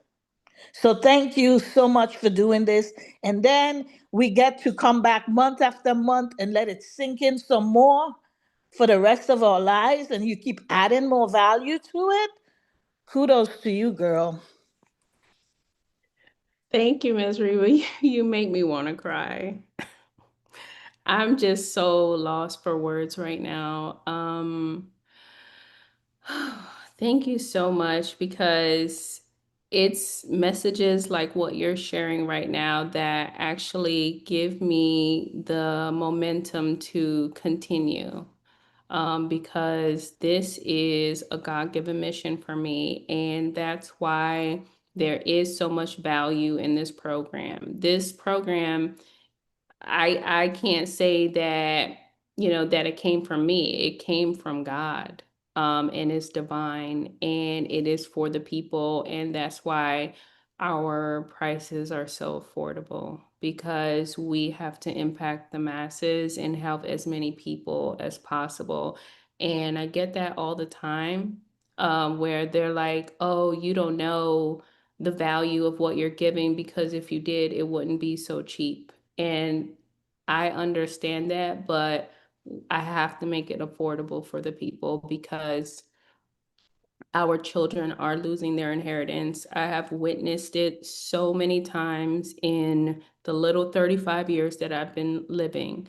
And it's so heartbreaking for me to see families experience this. And that's why I do what I do. And that's why I show up every single month and every single day, so that as many families as possible can get this information, can implement the information, can protect what they have. And I'm just so grateful for you, Miss Reba, for taking that leap of faith and joining even after you had already experienced 2 other communities. And now you are a part of the right family and the right community. And that's why I like that we come together on Zoom, because we get to get familiar with one another. We get to hear each other's, story, and get to see each other month after month, so that we can actually build this community. That's why we have the Telegram, so that we can be connected, because we're all on the same mission. We're all on the same mission. We're all like-minded. We all have the same goals. And so we should work together in order to, in order to make those goals, come to fruition. So, Miss Reba, thank you, thank you, thank you so much. I appreciate you. And I'm like super emotional, like I feel like crying, but I'm not gonna cry. I'm just gonna try to be strong for the rest of the call. Thank you. Um, You're welcome. Thank you. Next we have Lydell. There are Hey, Lydell. emotions of joy, cry. It's I know, okay. I It's know, okay, because I feel it too. So I know. it Yeah, really is okay. thank you. Thank you, Miss Shirey. I'm just one of those. I'm like, you better stay in there. Hello, Yes. fam. How's everybody doing? Good, I want great. awesome. I want to second emotion, Ms. Reva, on everything that she said. And as far as you being speechless, sometimes you don't have to say anything. Just, accept the compliment, and appreciate that you're being appreciated, and the value that I get out of it, once again, like one of the things she said that, in the community that we have, you don't have to pay for the admission of it, next year. Because I joined a few things in the past where after the year was up, they wanted your money again. They didn't care whether or not you signed in or not. And like I had a few things going on when I first signed up, and just staying in the team, they were like, "Hey, you ain't signing your portal. What's going on?" So they really are concerned for you to get this lesson that you signed up for and spent your hard-earned money for. So I appreciate the dedication that they have to really help us build generational wealth. We spend so much money on things that steal from us, and we got to get it back, and we got to leave it for our children. And also, Ms. Reba, I don't consider it a steal that she's given us. We have to change our terminology and pay attention to it. We have to consider this a gift from a higher power, from the Most High Creator of all, who has given her the ability to help us out. And with that, I yield my time. God. Thank, thank you, Lydell. That is so true. It is a gift. It is a gift. And I'm speechless. I'm so sorry. I am taking it all in. So thank you, thank you, thank you so much. I just love the way you put that. It is a gift from the Most High. Whew. Thank you. Next, we have Rudy. Hey, Rudy. Hi, Miss. Say, Thank you, Miss Christina. Thank you, Miss Christina. Say thank you. Thank you. Thank you. Thank you guys so much. Thank you. You guys are beautiful. Oh my God. Do you guys see the beneficiaries that are going to be future trustees? Oh my Yes, God. yes, We, exactly. we do So, this for you guys. so We this is do the this. reason I'm doing it, because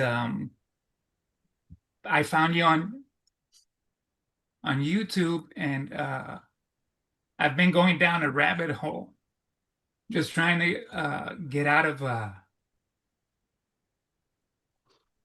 just trying to get somewhere, and we're doing it because of them. So my wife is working now. We've had businesses before, and been doing a lot of stuff, and it just nothing was working. And you're like the last piece of the puzzle, the most important one.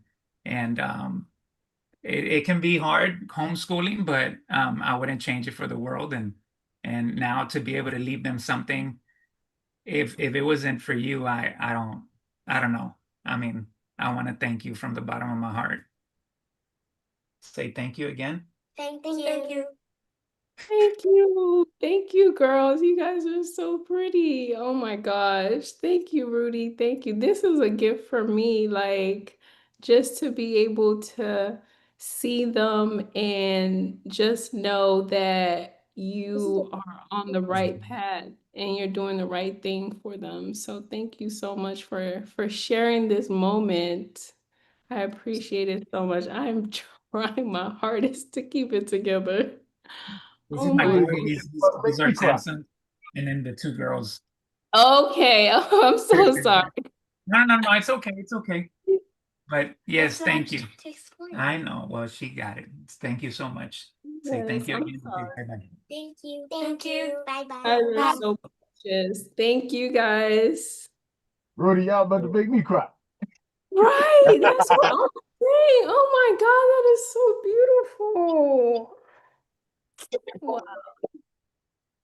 Oh my God, Rudy, you're doing the right thing for your family, for your wife and your 3 children. Oh my gosh, like I'm proud of you. I'm proud of you. Thank you Thank for being here. Thank you for being here and for asking all those killer questions. I'm like, what? going on with Rudy? And there's more, but I know, I know, but this is a journey, so you're always going to have questions, and me and my team are always going to be able to help you and support you. That's what we're here for. So each step of the way, there's so many steps that we have to take, yeah, but just like let it all soak in, let it marinate, and then take step 1 and 2 and 3 and 4. But it's a thank you. journey. Definitely. My wife's been on me for months since I got that like do it by myself. And Yeah. after homeschooling, my brain would be fried. And I said, I need to hop on.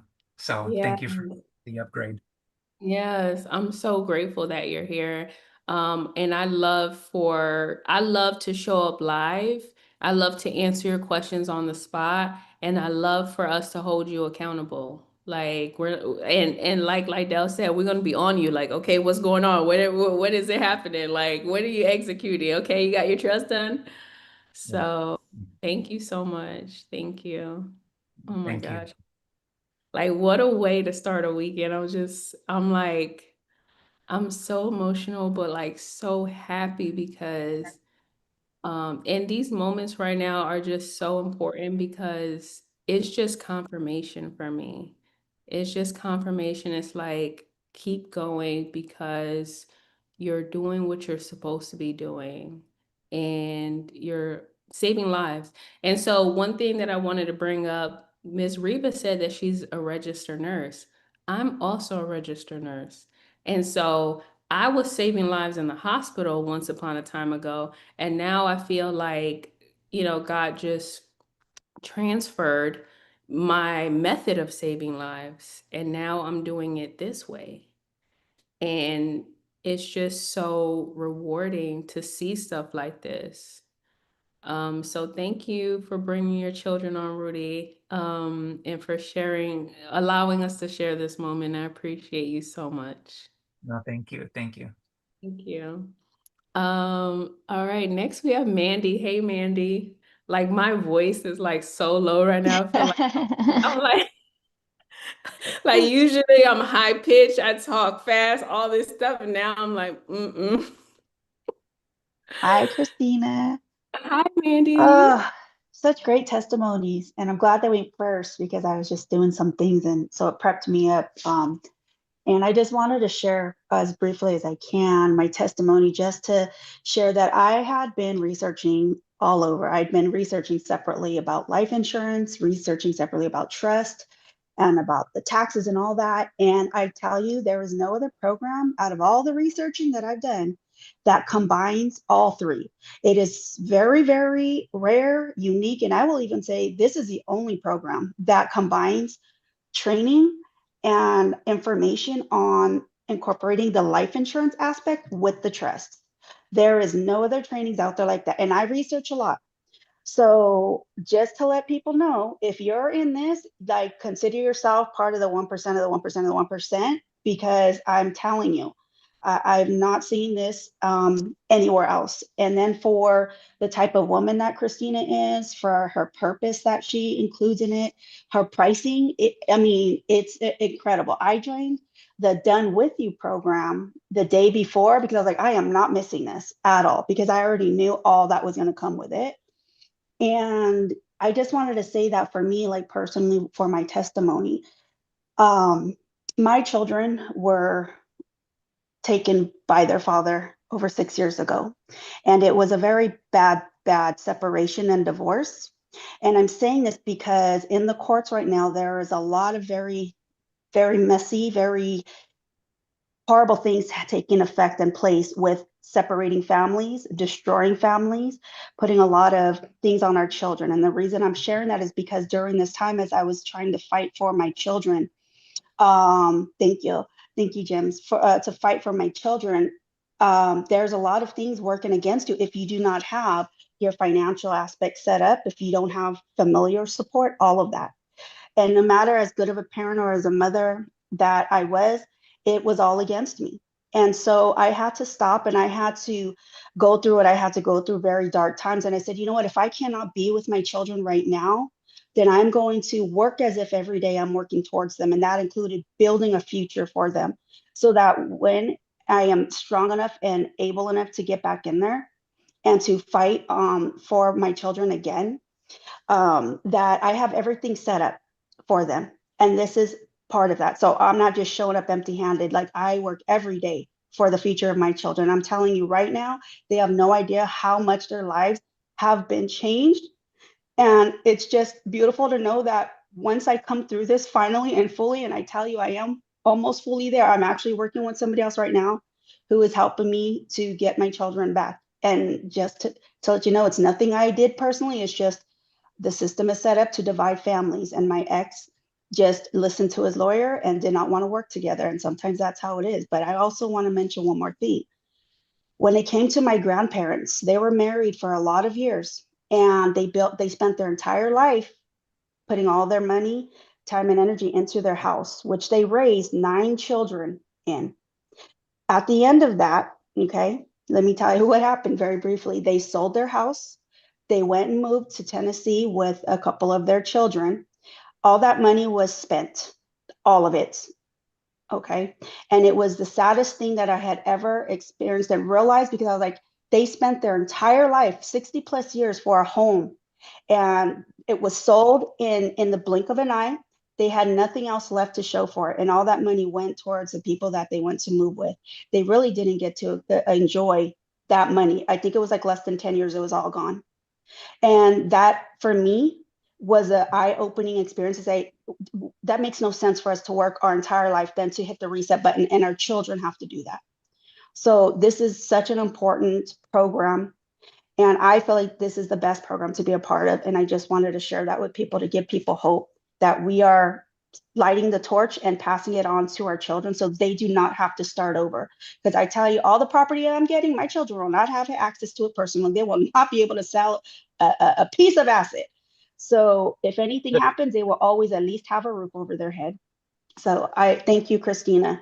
These 5 days have honestly been so important, and I have never been so happy to wake up so early for a freaking class. And I just want to thank you, and especially for the people that participated, everybody, for Reba, Mr. Jams, and Rudy, for your great questions. So thank you. Thank you, Mandy. Thank you, thank you, thank you. First, I want to say, I'm sorry for your experience, and I agree with you completely that the system is, unfortunately, that's just my belief, is that it works against us. It's not for us.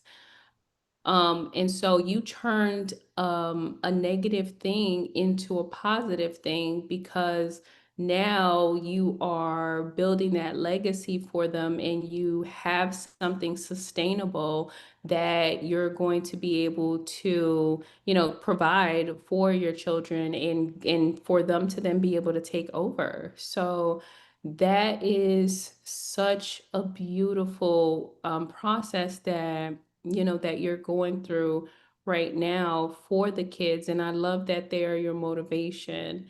And I agree with you. Like, our children, they shouldn't have the power to liquidate our assets or do anything like that, because unfortunately, I personally don't think that it's a good decision. When it comes to like us selling the house, because we blow through money very quickly. I've experienced that. I used to flip houses, and then I would realize, wait a minute, after I flipped the house and I got the 50,000 or the 100,000, it was gone. Like, I put it somewhere else, or I did something, or I spent it, and it's gone. So that true generational wealth that's going to last the generations, it involves you keeping the house, keeping the assets, and sustaining it, and so that it could last the many generations. But what you're doing right now, Mandy, for your family is going to not only impact your children, but it's going to impact their children. And when I tell you, I just feel it in my heart without a shadow of a doubt that they are going to be so, so, so grateful. They're going to be like, look what mom did. Look what grandma did. Look what she created for us, during that time where we were her motivation. Wow. That's beautiful. Thank you, Mandy. I appreciate you so much. All right. Next we have Charles. Hey, Charles. Oh man, what's up, everybody? Ah, Hey, hey. this is like the best part of the whole week right here. Because everything happens for a reason. There's no coincidences. I believe. Uh, just like a little testimony for me. I retired in 2 years from police and fire, so I'm a firefighter now. So for the last couple of years, I've been helping everybody, helping the organization, helping the community, helping everybody. But after about 25 years, I got to figure out what I'm gonna leave for my family. Then what you gonna leave for them? And then after working all this time, it could be taken, like they said, taken like that. If you don't have it into a trust, you can't protect your assets. The people, the state, or anybody's coming to take everything that you work for years. So, this right here helps my kids understand, because I'm gonna teach them, and my kids will know your name. Now you know that right now they're gonna know your name, and they're gonna know that you help create everything, so nothing can be taken. So, for generations to come, we go through things. I'm about to go through a divorce myself, but my wife didn't have the same mindset as me to protect everything for the kids and stuff like that. So everything happens for a reason, and I'm glad I'm going through it. And the kids gonna have everything that they need. And this is how we create generational wealth, even if we gotta go through hard times to get to it. But the bottom line is everybody's gonna be protected. And I appreciate this class, my first week doing this, and I will be back next month and the month after that. And even if I get a chance to have my twins is 13. So 13 and 10. If I can have them sit in and understand what's going on so they know what I'm doing for them, you know what I mean? Then they go, Daddy did this, Daddy did that. And that's all I need to know for my great grandkids and the grandkids. So, I appreciate you and the class and everybody else that's on here is like an inspiration too, because everybody's going through something. And we all got this one purpose, one goal to actually protect our family. So thank you and everybody. I appreciate all y'all. Thank you. Thank you, Charles. Thank you for being here. I really, really appreciate it. I know you signed up the day before, and so you was like locked, loaded, and ready to go. And I appreciate what you're doing for your children as well, because our kids, they didn't ask to be brought into this world, and I feel like it is our responsibility. And I also feel like it goes back to like biblical principles as well, where we should leave an inheritance for our children, but we just need to do it the right way. And so I'm excited that you was actually able to be live the whole entire week. So that's a good thing. And I'm excited that you're coming back, for the next workshop, because that is where you get to connect all of the dots. And I love when I get to see the same faces, because I know that they are intentional. They're doing exactly what they need to be doing, and they're really, making the strides towards securing that legacy. So I appreciate you for being a part of the community. So thank you, Charles. Thank you, thank you, thank you. Can I jump in for a second? Yeah. Charles, this is for you, since sorry you're about to go through that. And sorry for your endeavors, Mandy, as well. But I dropped a link in the chat about divorce court. You might want to watch that because it is a dirty, dirty, dirty courtroom. And it'll help you prepare yourself for what you're about to go through. Wow. Man, I got a Thank you. smile on my face. I'm happy. Yeah. No, I'm just See, saying. No, my you face, don't, I'm happy. right, For the you don't most want part, to go it's going well right through. now. Say again? I said for the most part, it's going well right now. We really have no issues, just differences going on. So I'm glad about that. This allows me to do what I'm able to do now, because I was focused on other things. Now I'm focused on myself and my family. So I'm happy. Awesome. Now, I wish Appreciate you you the though. best. Thank you. Thank you, sir. You're welcome. Thank you, everybody. Sorry.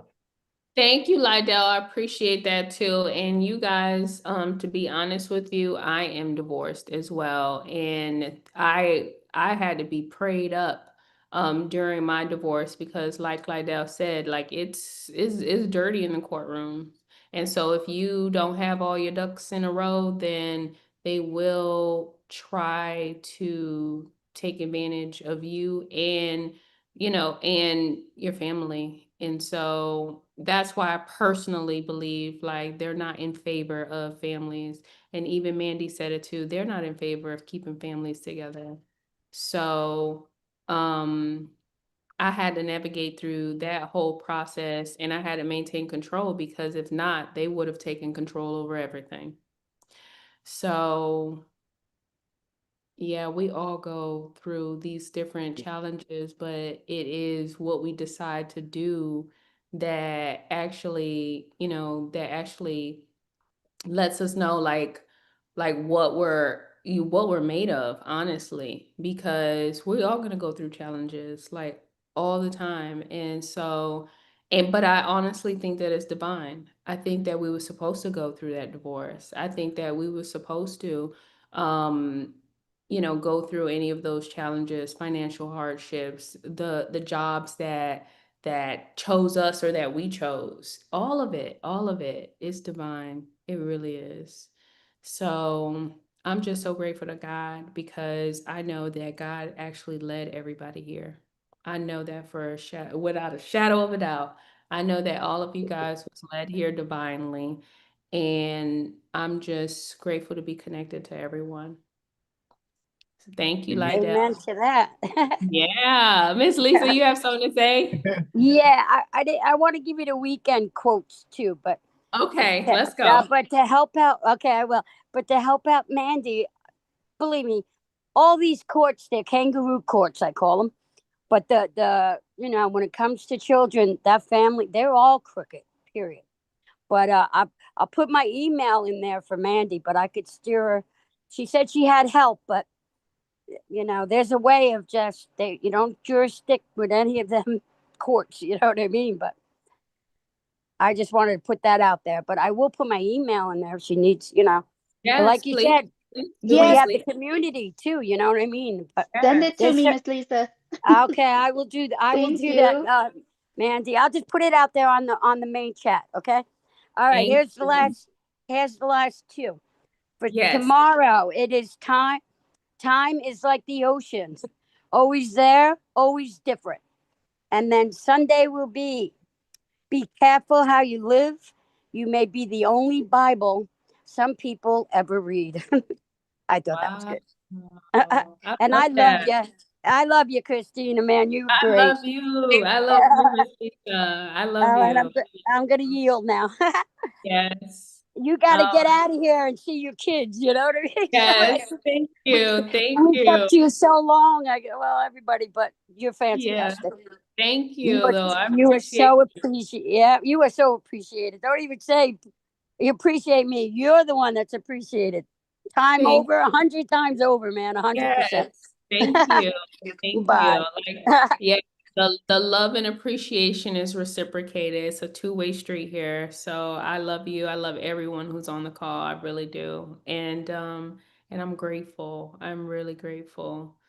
Um, so does anybody else have anything else to say? If not, we're gonna conclude. Okay, perfect. So thank you to everyone who was able to attend the workshop. Thank you for those beautiful, kind words and those testimonies and for sharing your experience. It's really like this is going to be the highlight of my weekend, and I appreciate us ending the workshop this way. I do want to tell you that you have homework. So, one piece of your homework is that you are going to receive a survey in your email. And if you're able to fill out that survey, me and the entire team would greatly appreciate it because we do like to improve our processes here and we want to improve your experience. So, if you can give us, um, if you can give us like your viewpoint on everything through the survey, then we take that data so that we're able to impact you in a better way or to improve your experience. So with that being said, we're going to end the workshop. I love you guys so much. I appreciate you so, so, so much. And please, let's stay connected on Telegram. Let's stay connected on Facebook. The next workshop, I believe it's going to be at the in what? Let me see. 1, 2, 3, in about 4 weeks. So the next workshop's in 4 weeks. So I believe it's going to be October 26th. No, let me see. I'm not even in October. October 27th to the 31st. So that is our next workshop. So we'll see you on the next workshop. And for those of you guys that need to book a call, please, the calendar link is inside of your emails so that we can have those one-on-one discussions. And for those of you guys that need us to double check your trust documents, just know that me and my team are available. So if you could send it to us, my email is Christina@7waystowealth.com. Ivy's email is info@7waystowealth.com. So if you could send it to both of us, we'll be able to double check your trust before you get them notarized. So with that being said, you guys have a beautiful rest of your Friday and a wonderful weekend. And we'll see you Quick guys one, next week. quick. Miss Yes. Lisa, if you could Thank put your you. quote of the day in the Telegram, that would be so wonderful. Oh, yes. Thank you. Thank you so sorry, much. what did you ask? Thank you, everyone. If you I could missed put one of your quotes of the day in the Oh. Telegram, In the Telegram chat. it's so Sure. inspiring. Oh, okay. Yeah, they are. No problem, honey. Yeah. Thank Thank you. you. All right, bye. Thank you all. Thank you, You're Thank you all. Christina. Everybody have Thank a you. wonderful weekend. Bye, you Have a guys. blessed and You safe guys have a weekend. Bye, you wonderful guys. weekend. Thank Bye. you. Yes, love you guys. Bye. Love ya.